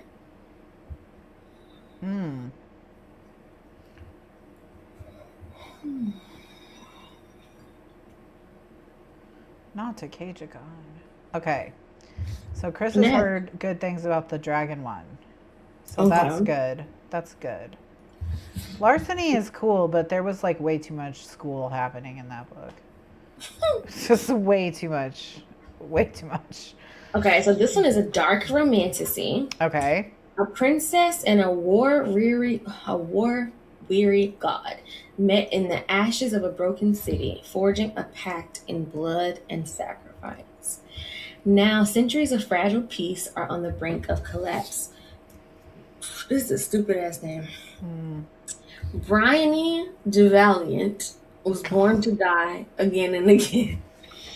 In Vartana, a royal blood is the currency of peace, with every monarch sacrificed and resurrected to appease the god. But when rebellion stirs, the god king, love a god king, sends his deadliest weapon to restore order, an immortal assassin known only as the Wolf. Evander, love an Evander. Oh, Evander has perfected the art of killing over centuries. He's also giving like the success of the saint, but the man, you know? Until his latest target becomes the one person he cannot destroy. When forbidden desire burns between the assassin and the sacrificial princess, their connection threatens the fragile boundary between gods and mortals. And when the boundary shatters, empires crumble, because when gods fall in love with mortals, mortals are always the ones to break. Yes. Like Jeff. Yeah. Okay. Certainly better than the shit we just read. Yeah. This is funny. Becca put this on my radar because I heard her. What are we doing, honey? She's the first person I heard mention it. I think she was talking. She has an arc for it, perhaps in January. It's fun to be like, this is a January release by Lulu. It comes out like next week. Like, this is 2 weeks from now, if even. Every barmaid dreams of a prince. Erin just didn't expect hers to be cursed, arrogant, and bleeding magical ruin all over her tavern floor. Erin Bellamore has no use for fairy tales, especially the kind that come stomping through her door with royal blood and a death sentence. She spent her life slinging ale. This is giving the Steph vibes from what she's talking about recently. Slinging ale, fending off drunks, and dreaming of escape. Not romance, not crowns, just more. Prince Deaton, why would you do that? Is everything she never wanted, brooding, entitled, and bound to the rings of fate. Ancient magical relics that were never meant to touch human flesh, now they're killing him. Slowly, spectacularly. And when Erin accidentally triggers one, she gets tied to the curse too. If he dies, so does the kingdom. If she walks away, she'll take the magic and half the realm down with her. Their only hope, each other.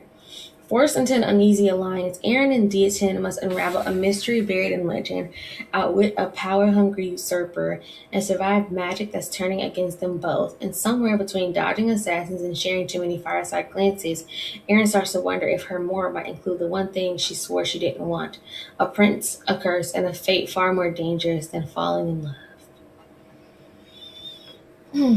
It's like, you know. It's fine. It's not like 6 synopses that I could think of.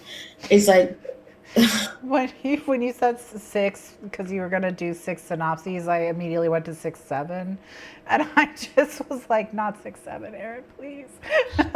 like I hear a lot of. Good morning, Angela. Good morning. I hear. What is it book called? Sunbringer. I hear that in there. I hear a lot of The Second Death of Locke. Yeah, I haven't read that one. But I haven't read it either, but like it doesn't have nearly as much yearning. And then trying to make it harder. So she's a barmaid. She's okay. So it's given like she's gonna be so hard and so, but don't know nothing. It's not. And this is this is a adult debut, I think, from Melissa De La Cruz. Okay. I'll pass. Okay. The Wolf and His King. Okay, here we go. We already are off to a great start. Madeline Miller meets Angela Carter, I don't know who that is, in this spellbinding queer retelling of the 12th century tale of Bisclevret the Werewolf. Oh, that's on my TBR. I probably. Unmissable for fans of Uprooted. Yes. No. Swordcroft. Yes. And The Bear and the Nightingale. No. So it's definitely going to be in the woods. No, this is going to be in the woods, but I think you should just keep going because I think it's really going to be more like. Well, just go ahead. Okay. Wait, maybe this isn't the one I'm thinking of. You keep going. I'm going to look up the one I'm thinking of. Sorry. A noble knight hiding the beast inside. Ooh. A lonely king. Oh, it's giving Natasha Siegel. A lonely king isolated by his courtiers.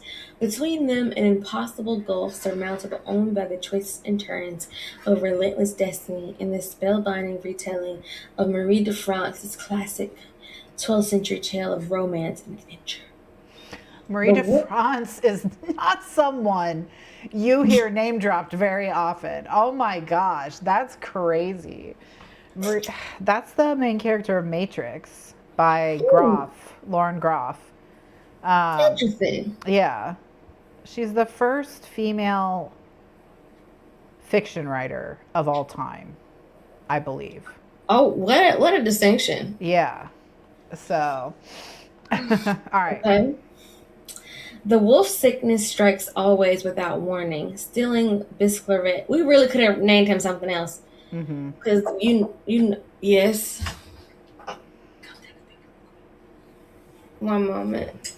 Okay.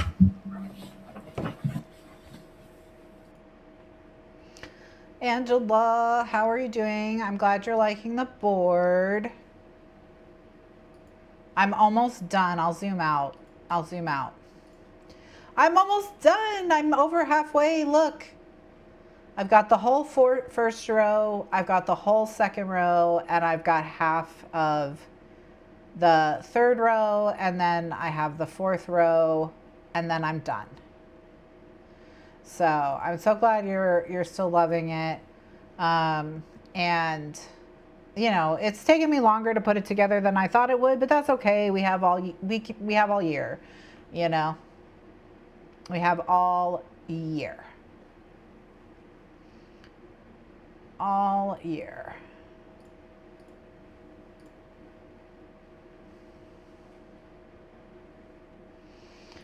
All right. So Gee Willis. Welcome back, Erin. Okay. Okay, so you and I are thinking about, this is not the book I'm thinking about. I'll read the synopsis to the one I'm thinking about when you're done with this one. Okay. I'm going to just call him Biss. Okay. The wolf sickness strikes always without warning, stealing Biss's body and confusing his mind. Since boyhood, he hasn't dared leave his isolated holdings, not to beg the return of his father's lost estate, not to seek brotherhood amongst the court, not even to win the knighthood he yearned for. Ooh! But when a new king ascends, Biss must deliver his kiss of fealty or answer for the failure. Half an exile himself, the young king is intrigued by this uneasy, rough-hewn nobleman. Biss seems a perfect knight, bold, strong, merciful, but he keeps his secrets close. Hold on, no. And the king's longings are not for counsel alone. As his fascination grows, the barriers between them multiply until the king battles desperation and grief. Then Biss vanishes beyond reach just as the greatest threats to the kingdom converge. Only duty to his people stand between the king and ruin, duty and the steady loyalty of the strangest wolf. Add to card. Okay. So this is what I thought it was, but if Marie de France is a comp writer, I think yours is going to be set in a more medieval type time, and this one is going to be in a more like French Rev type time. But this is The Red Winter by Cameron Sullivan, publishing 24th of February 2026. A tragic love story, a bewitching twist on history, and a blood-drenched hunt for purpose, power, and redemption. The Red Winter by debut author Cameron Sullivan is the story of the first werewolf. In 1785, Professor Sebastian Grave receives the news he fears the most, that the terrible beast of Gévaudan has returned, and the French countryside runs red in its wake. Sebastian knows the beast, a monster slayer. With centuries of experience, he joined the hunt for the creature 20 years ago and watched it slaughter its way through a long and bloody winter. Even with the help of his indwelling demon Sarmodiel, who takes payment in living human hearts, it nearly cost him his life to bring the monster down. Now, 2 decades later, Sebastian has been recalled to the hunt by Antoine Avenel d'Auxerre, an estranged lover who shares a dark history with the beast and a terrible secret with Sebastian. I wonder what it could be. Drawn by both the chance to finish the beast for good and the promise of a reconciliation with Antoine, Sebastian cannot refuse. But Gévaudan is not as he remembers it, and Sebastian's unfinished business is everywhere he looks. Years of misery have driven the people to desperation, and France teeters on the edge of revolution. Sebastian's arcane activities, not to mention his demonic counterpart, have attracted the inquisitorial eye of the French clergy, and the beast not the clergy. His beast is poised to close his jaws around them all and plunge the continent into war. Debut author Cameron Sullivan tears the heart out of history with this darkly entertaining retelling of the hunt for the beast of Gévaudan.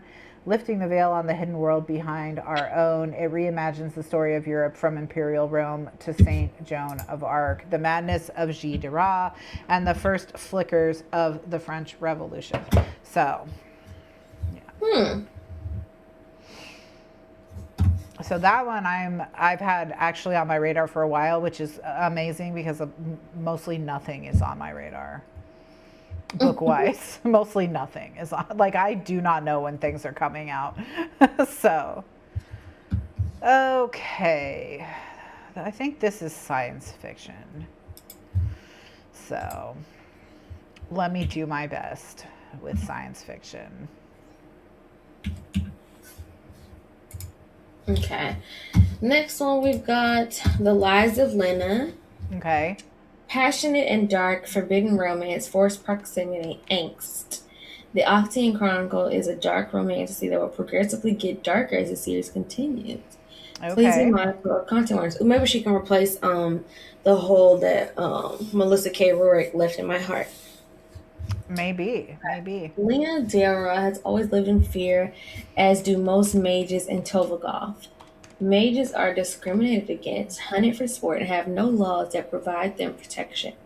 She is kept to herself her entire life, even after she and her mother found a permanent residence in the kingdom of Octia. That is until she meets Quill Callan. That's a stupid name. I like Quill, and Callan is always fine, but together, no. Yeah. A handsome resident of the Inner Ring, capitalized, who agrees to train her in weaponry, a safe way of defending herself. As her feelings for Quill develop, she is taunted by the reminder that she can never show her true self, show what she really is, not even to him. Silas Laroon, Crown Prince of is it Octia or Octatia? Has been kept inside the castle wall since he was 5 years old, since the kidnapping and murder of his younger sister, the princess. He hasn't known freedom, hasn't even seen his kingdom except from the castle windows. It isn't until the queen allows him one day outside the walls that he sees Octia for himself. One day that changes everything. When something devastating separates Lena from the man she grows to love, things are not the same when they find each other 5 years later. Not at all.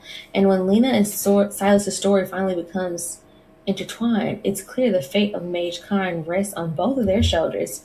Yes, yes, yes.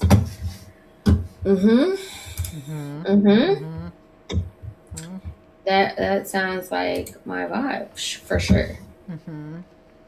Oh, and then one of them is dark-haired and broody, of course. And the other one is white blonde. Of course. All right. Graceless Heart, Isabelle Banks. A lush, atmospheric, and achingly magical standalone adult fantasy romance set in Renaissance Italy. Okay. In 15th century Volterra, sculptress Ravina Mafi enters a competition hosted by a secretive immortal family who offer an invaluable boon to the victor. Desperate to win so she can save her brother,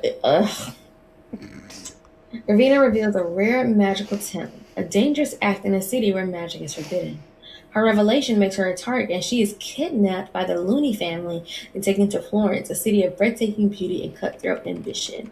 There, Ravina is forced into an impossible task where failure means certain death at the hands of Saturino de Luni, the family's enigmatic and merciless heir. But under his cold reserve hides a vulnerability that draws her closer than she ever intended.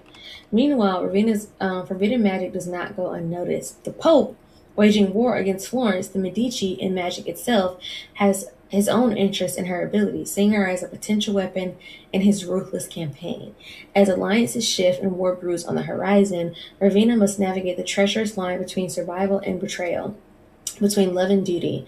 With time running out and her every move watched, the choices she makes will determine the fate of not just her own life, but the fragile balance of magic and power that can unravel Florence itself. That sounds incredible. That's gonna be probably really good.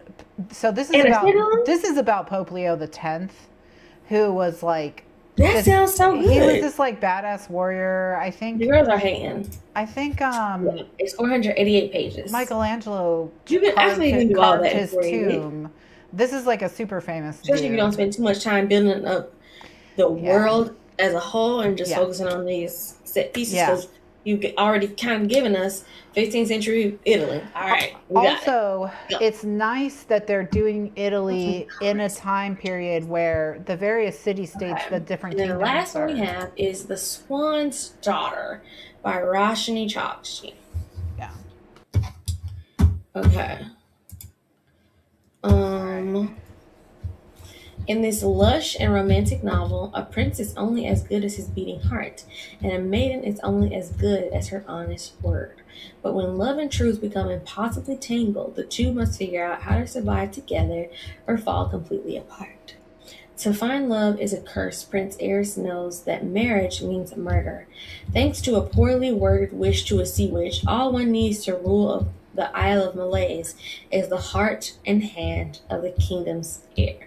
Historically, this has been construed quite literally. I was just going to ask, is that literal? Eris expects that the day after his marriage and murder, he will wake up as a sentient tree alongside the rest of his predecessors. Ooh. His only chance at a long life is finding true and lasting love. When Eris's parents announce a tournament of brides to compete for his hand and heart, a slew of eligible, lovely, and possibly murderous bachelorettes make their way to Wraith Castle. How do they continue to procreate? That's another topic. Mm-hmm. Amidst glittering balls in Orzald Cave, strolls through menageries of daydream trees and pearl crocodiles. She in her she in her bag a little bit. Mm. Tea time on glass boats and kisses that leave his head spinning. Eris cannot tell who is here out of love for him or lust for power until he meets Demelza. As a veritas swan, Demelza's song wings out the truth. Forced into hiding, Demelza strikes a deal.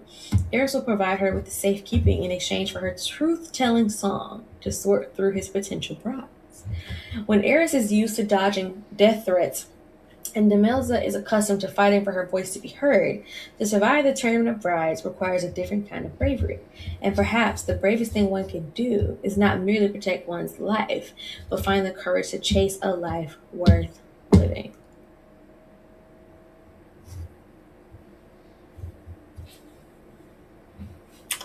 Yeah.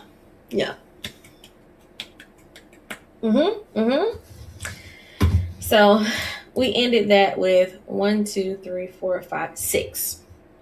6. That's good. Not bad at all. Not bad at all. 6 really good sounding ones. Yeah. So Angela's dying to read Swan's Daughter, and it's on her January TBR.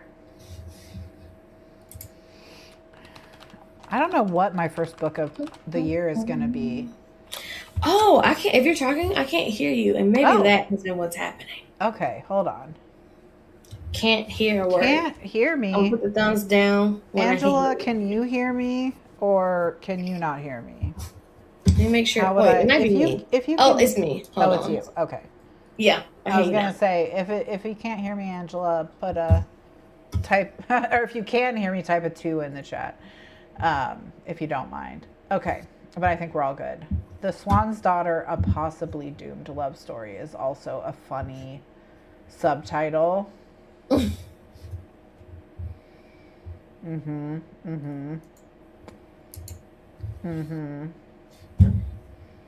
I want a pearl crocodile. You know?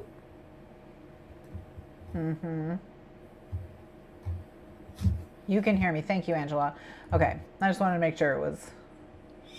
Okay. I'll be right back. I'm going to use the restroom and sweep it because that was the last thing on my task list. Okay. Okay. Alrighty. So, I am now I'm working on science fiction now, Angela, on the board. And I'm basically trying to think of like categories. I have a series there so that I will maybe continue some series I already started. Oh, that's smart. Figure out rereads for 2026. That's smart. So I have series, and then here I've put cyber, and I think here I'm going to put opera. And the main reason for that is I'm trying to think of something like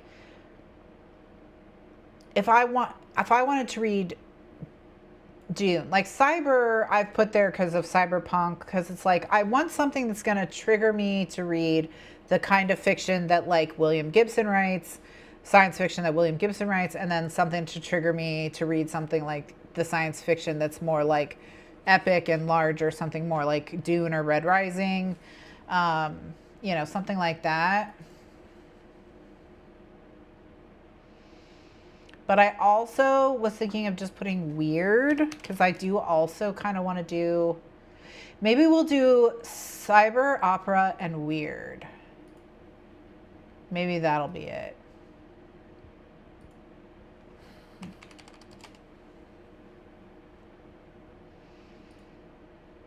And skip series.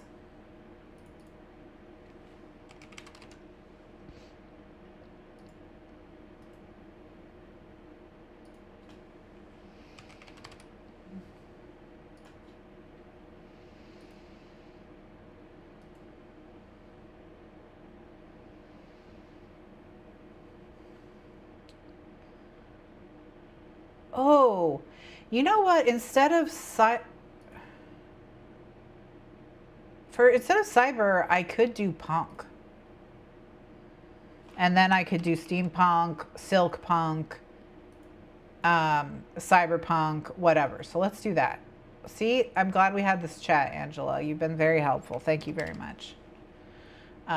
Okay, so we're going to do punk. And that'll be cyberpunk, silk punk, steampunk, all the various ones. And then weird for the new weird. And then opera for just I'm going to change opera to classic instead, so that I don't box myself in as much. Okay, so you don't usually like science fiction, but you like a space opera, and you don't know why you don't read more steampunk, cyberpunk. Well, it's not very like, oh my gosh, oh, sorry for yawning, everyone. Thank you so much. I'm so glad you were here. Thank you for joining us.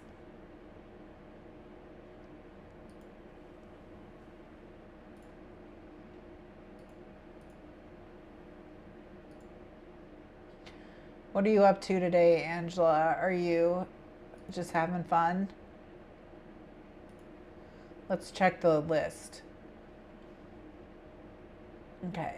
AM skincare. Oh, making bread and tea. We already made bread and tea. Wonderful. Join rinse sprints. Yay! Oh, thank you so much. That's so sweet.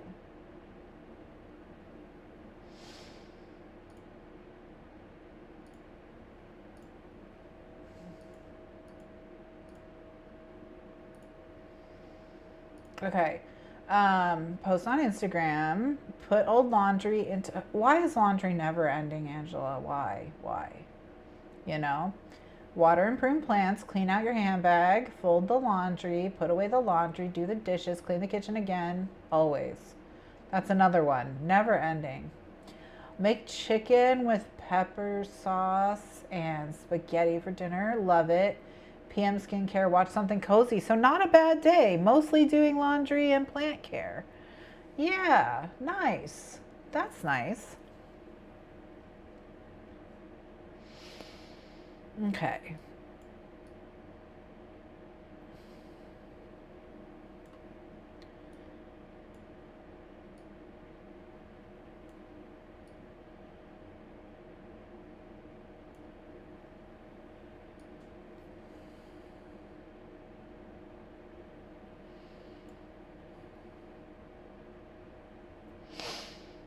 Okay, so we have to put something new here under horror.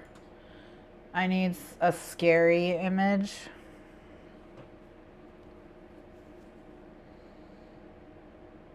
I don't have any images that are very scary, which is like, you know, fine.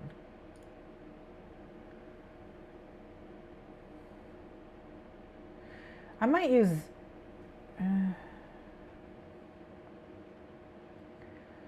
let me go look at my cryptids. See how they're doing. Where are my cryptids? Oh, here they are. Okay. So this is the one I'm considering.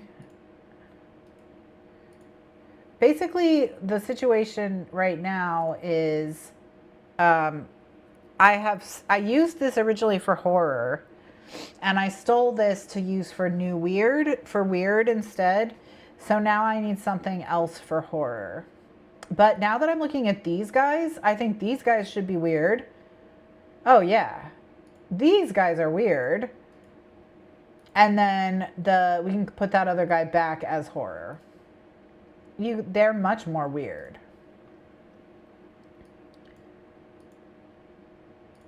Okay.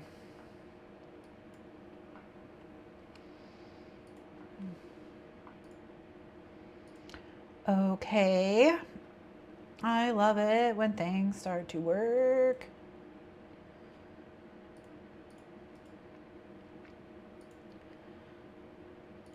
I don't think I have that fourth side in me, so I don't think I'm going to get this finished today, because I am starting to, I'm starting to flag a little bit, but I am going to be able to finish this side, which I'm happy about. All right.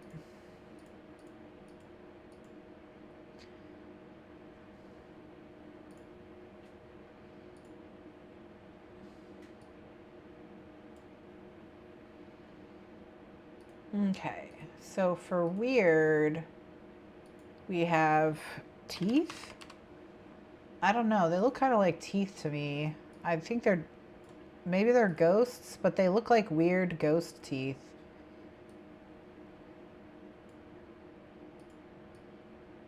I don't know what they are, and so that's why they're there in weird. Okay.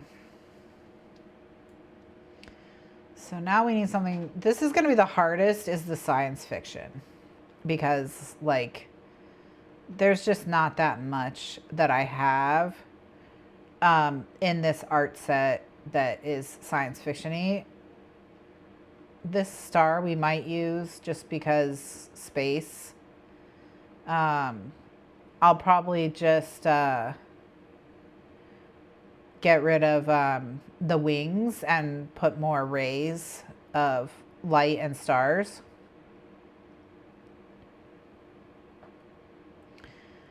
I also thought maybe one that could work maybe for classic.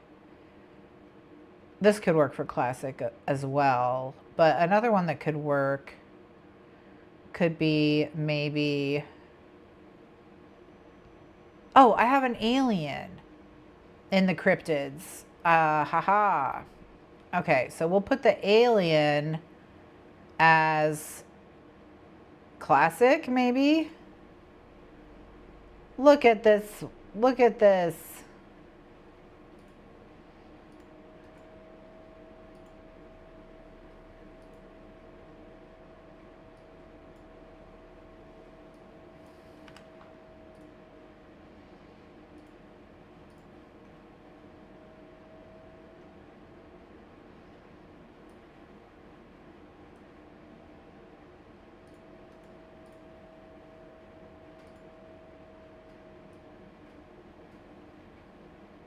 Okay. All right, so if the alien, we've used the alien will get used for probably classic for sure. Okay. All right, so now we're still looking for our cyberpunk, steampunk. And the gems don't work as well for that, but which is, you know, fine. We'll just have to kind of figure it out. We might end up using something like this.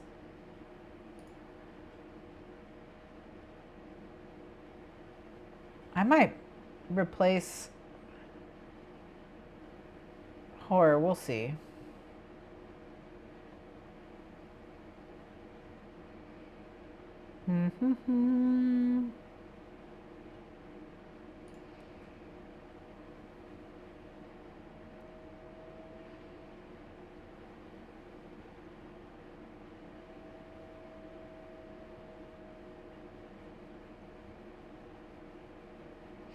Oh, we have another alien.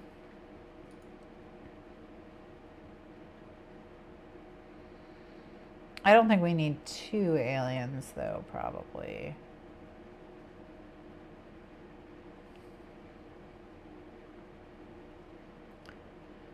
But we could maybe put something else in this flying saucer.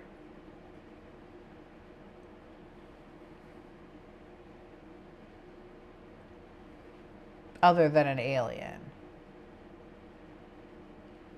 I'm thinking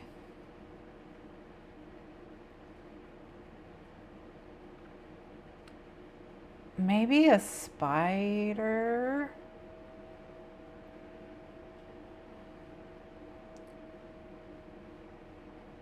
I think we switch it. I think we put the spider in the flying saucer and make it space opera because of that Tchaikovsky book with the spiders. So what I'm going to do is I'm going to take the green and try to, I'm going to make the ship green and blue because we're going to get rid of him. And one thing that I'm going to do here is, there be a copy. I'm going to try and get rid of his arm where it's coming down over here. And then we can start working on putting someone other than him in here.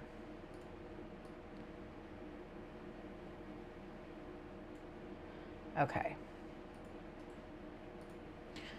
Okay, so now we've got that. So we fixed the flying saucer situation. All right, so now what we're gonna do is we're gonna cut the top off here. I'm just gonna cut him off at the shoulders. And then go ahead and get rid of that. Okay. All right, then we've got this little area here we've got to get rid of. Welcome back, Erin. Hello. We have moved on to science fictione. Okay. And we made some progresses.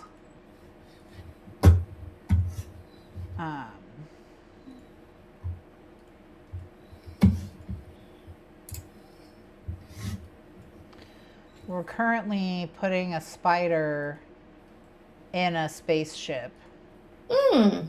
Like Cardi B Mary? Oh, I don't know. I haven't read that, but I was thinking the Tchaikovsky book. Yeah, him too. He does love a bug.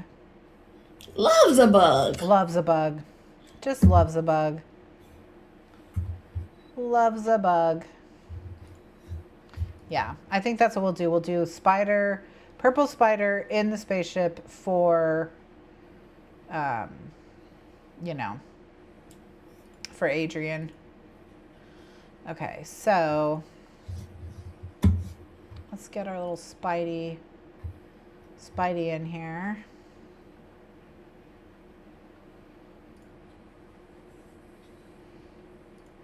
Okay. All right, so Erin's, how's your list? Are you done? Yes, that was the last Oh my gosh. thing. Hallelujah. Oh, you did it.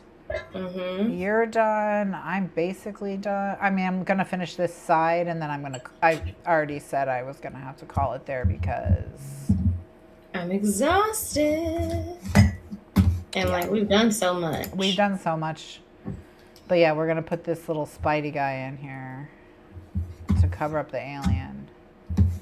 You're a little too big, bud.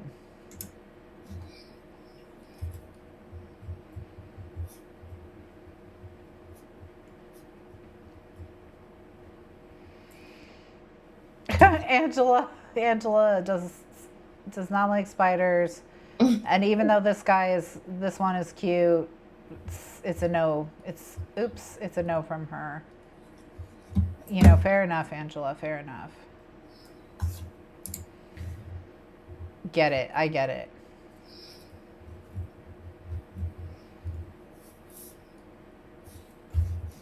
Okay. All right, so I'm just gonna cut off his legs here. Oh.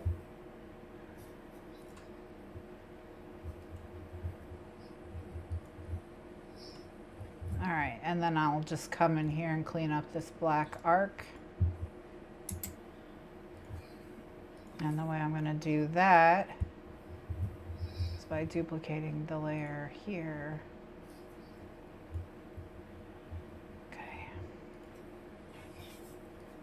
Okay.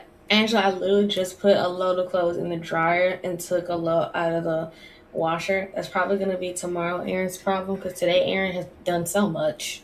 Gotta, take it easy on her.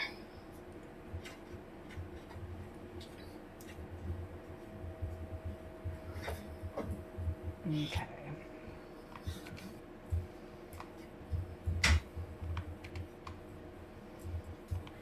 Okay. I think this editing job is a little too complex for current Rin. So, Spider Space Guy is going to have to wait. But we do have whatever the heck or maybe these are. Could it be easier to just change that alien body to that purple color? Oh, no, it's because I was changing it because the spider was purple and the spaceship was purple. So I'm replacing the alien with the spider. That's the part that's hard. I'm going to have to just work at it, but not at this moment because brain tiny. But we decided on punk, classic, and weird for our categories. Because punk gets silk punk, Ken Liu. We've got cyberpunk, of course, steampunk as well. I know diesel punk is a thing. There's plenty of them. I did not, I never really knew there were so many punks. There's a lot of punks. Yeah, a lot of punks. A lot of punks. I don't know. I lost my alien. I lost him. I lost my... where is he? Where are you, buddy? Where? Well, if that's not a sign that I need to pack it in. I don't know. What is... I probably can't find it because I don't... Yeah, here it is. I was going to say, I can't find it because I don't know what it looks like anymore. Okay. So, I want this spider to be... Oh, I know what I need to do. I made this way too hard on myself. Duh. Just cover up his body with paint. Why do I make things so hard when they don't need to be? That's one of the things I learned like when I was a kid and from my mom would be like, sometimes when you're really smart, it's like you assume every problem has like a really complicated answer or solution. And sometimes the simplest thing just never occurs to you. Yeah. It's like, it actually couldn't be that easy. Yeah. There's no way that it's just that. You know? What was the key? What was the key? I don't know. I don't think I know the answer to this question, Angela. But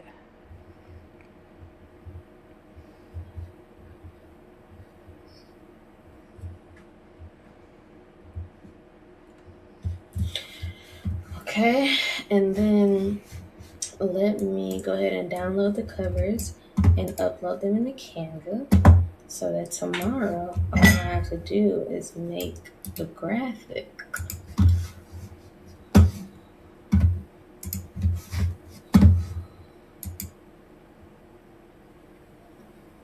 Oh, I did. That is a problem I also have. And it's like, I could have just, you could have just.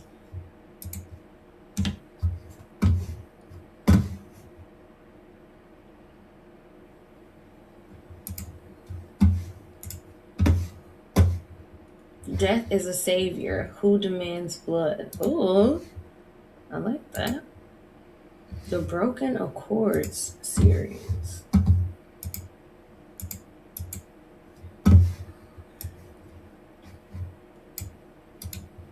Look at me sitting at my desk. It can be done. It can be done. Friction already disappearing. Friction. Could have saved some money, but here we are.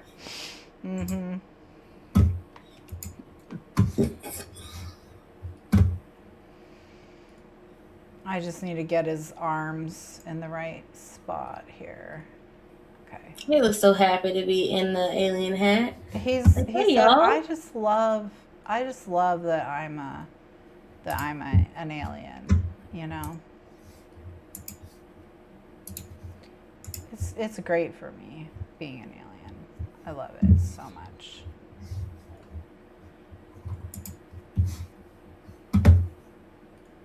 Okay, so you go back here and you go up here. Essentially what I need to do is I need to copy just this like central part of the ship that goes under his arms. So that I can duplicate it and put it over. And then if I just do that, I think then Spidey will be done, despite the fact that I said I wasn't doing Spidey. Look at him. Done. His little arms hanging over the sides. Look at that. Look at that. Look at that guy. He's having the best time. Best time ever. Okay. All right. We're going to get him on there. And then 3 of the 4 sides will have been completed. And so that's literally like, what, 2 sides done tonight fully? I did 2 full sides tonight. Yeah. No wonder my brain is like, excuse you. After 3 hours of split fiction. After 3 hours of split fiction. And some help. Yeah. And some help. / not help.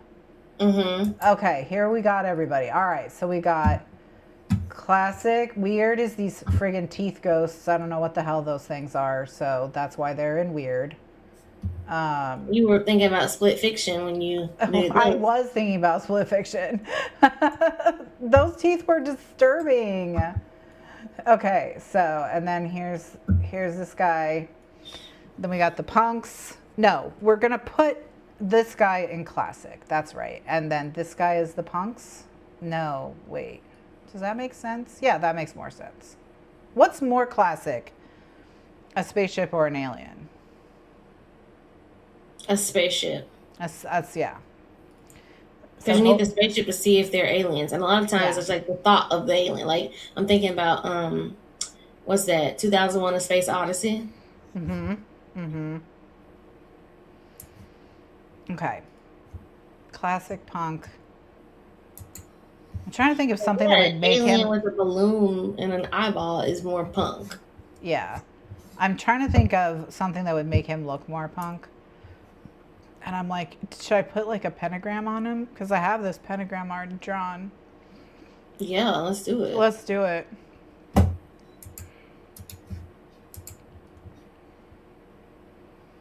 Let me resize this to get the...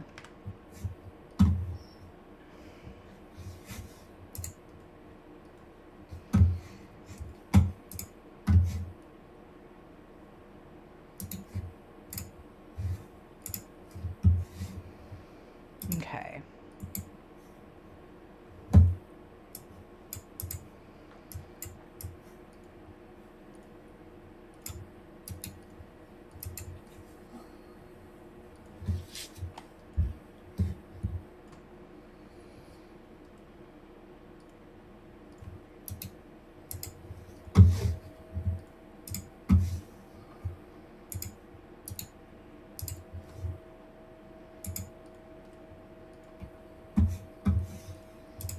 I gotta go find this tiny ass pentagram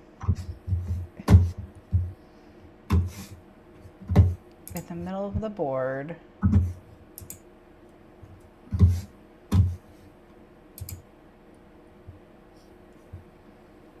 Okay.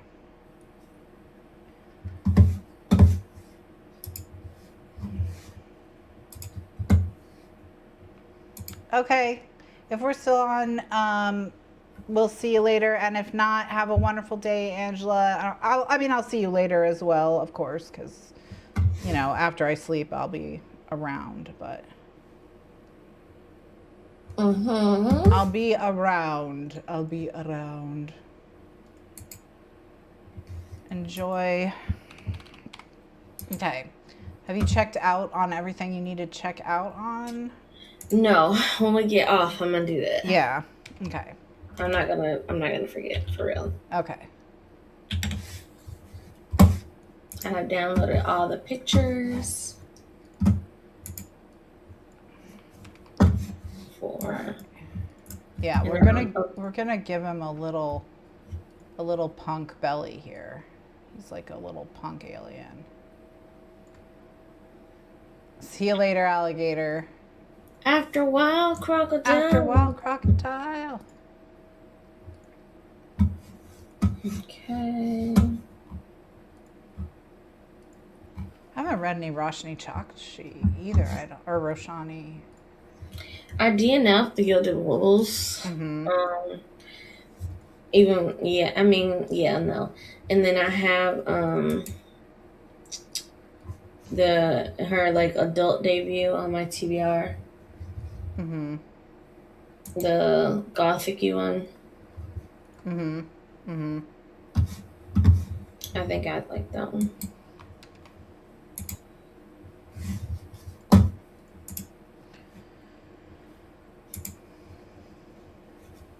Okay. Okay. The pictures have all been in Canva. Amazing.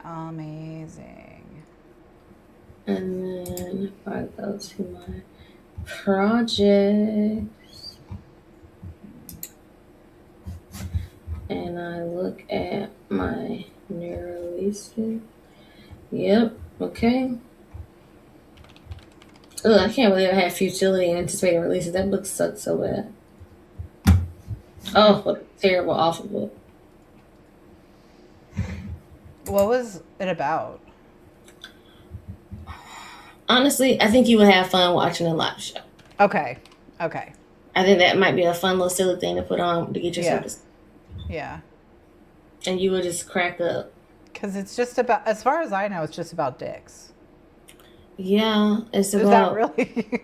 Two women who are looking to, who I guess come embroiled with this demon, who feeds them lies, obviously for them to get what they want.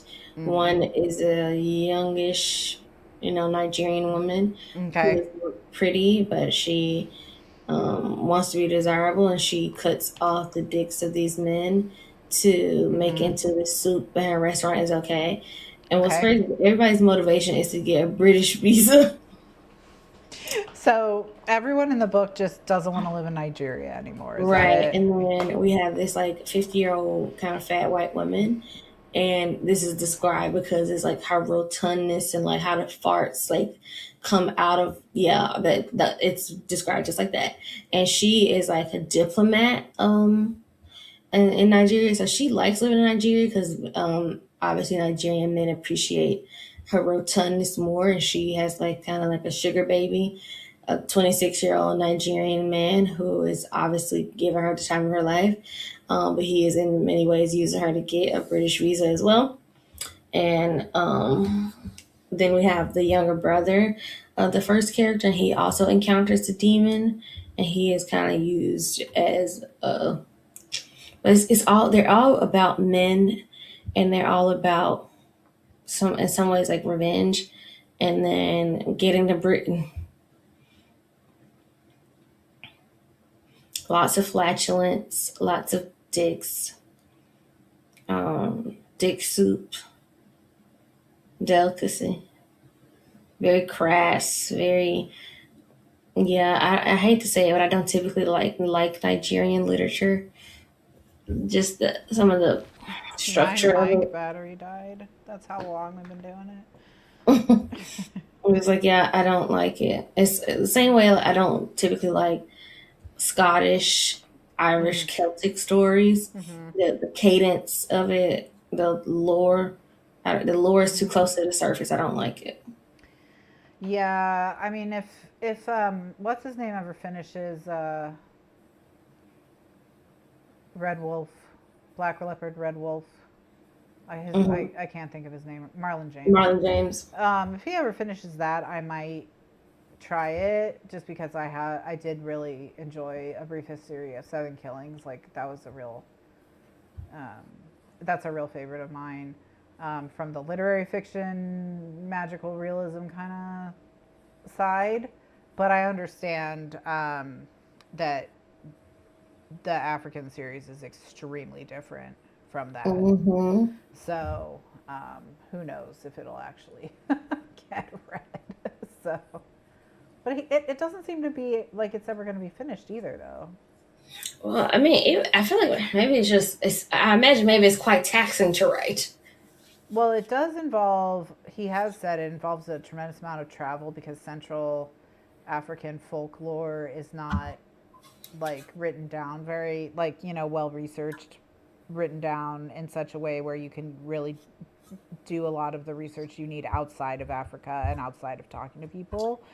Was something he certainly has said about it. So, And Ruthie, like hi. fiction writers, they will publish one book every 10 years. Yes, that's the other. Yeah. Like, I'm sure A Brief History of Seven Killings took a long time to write.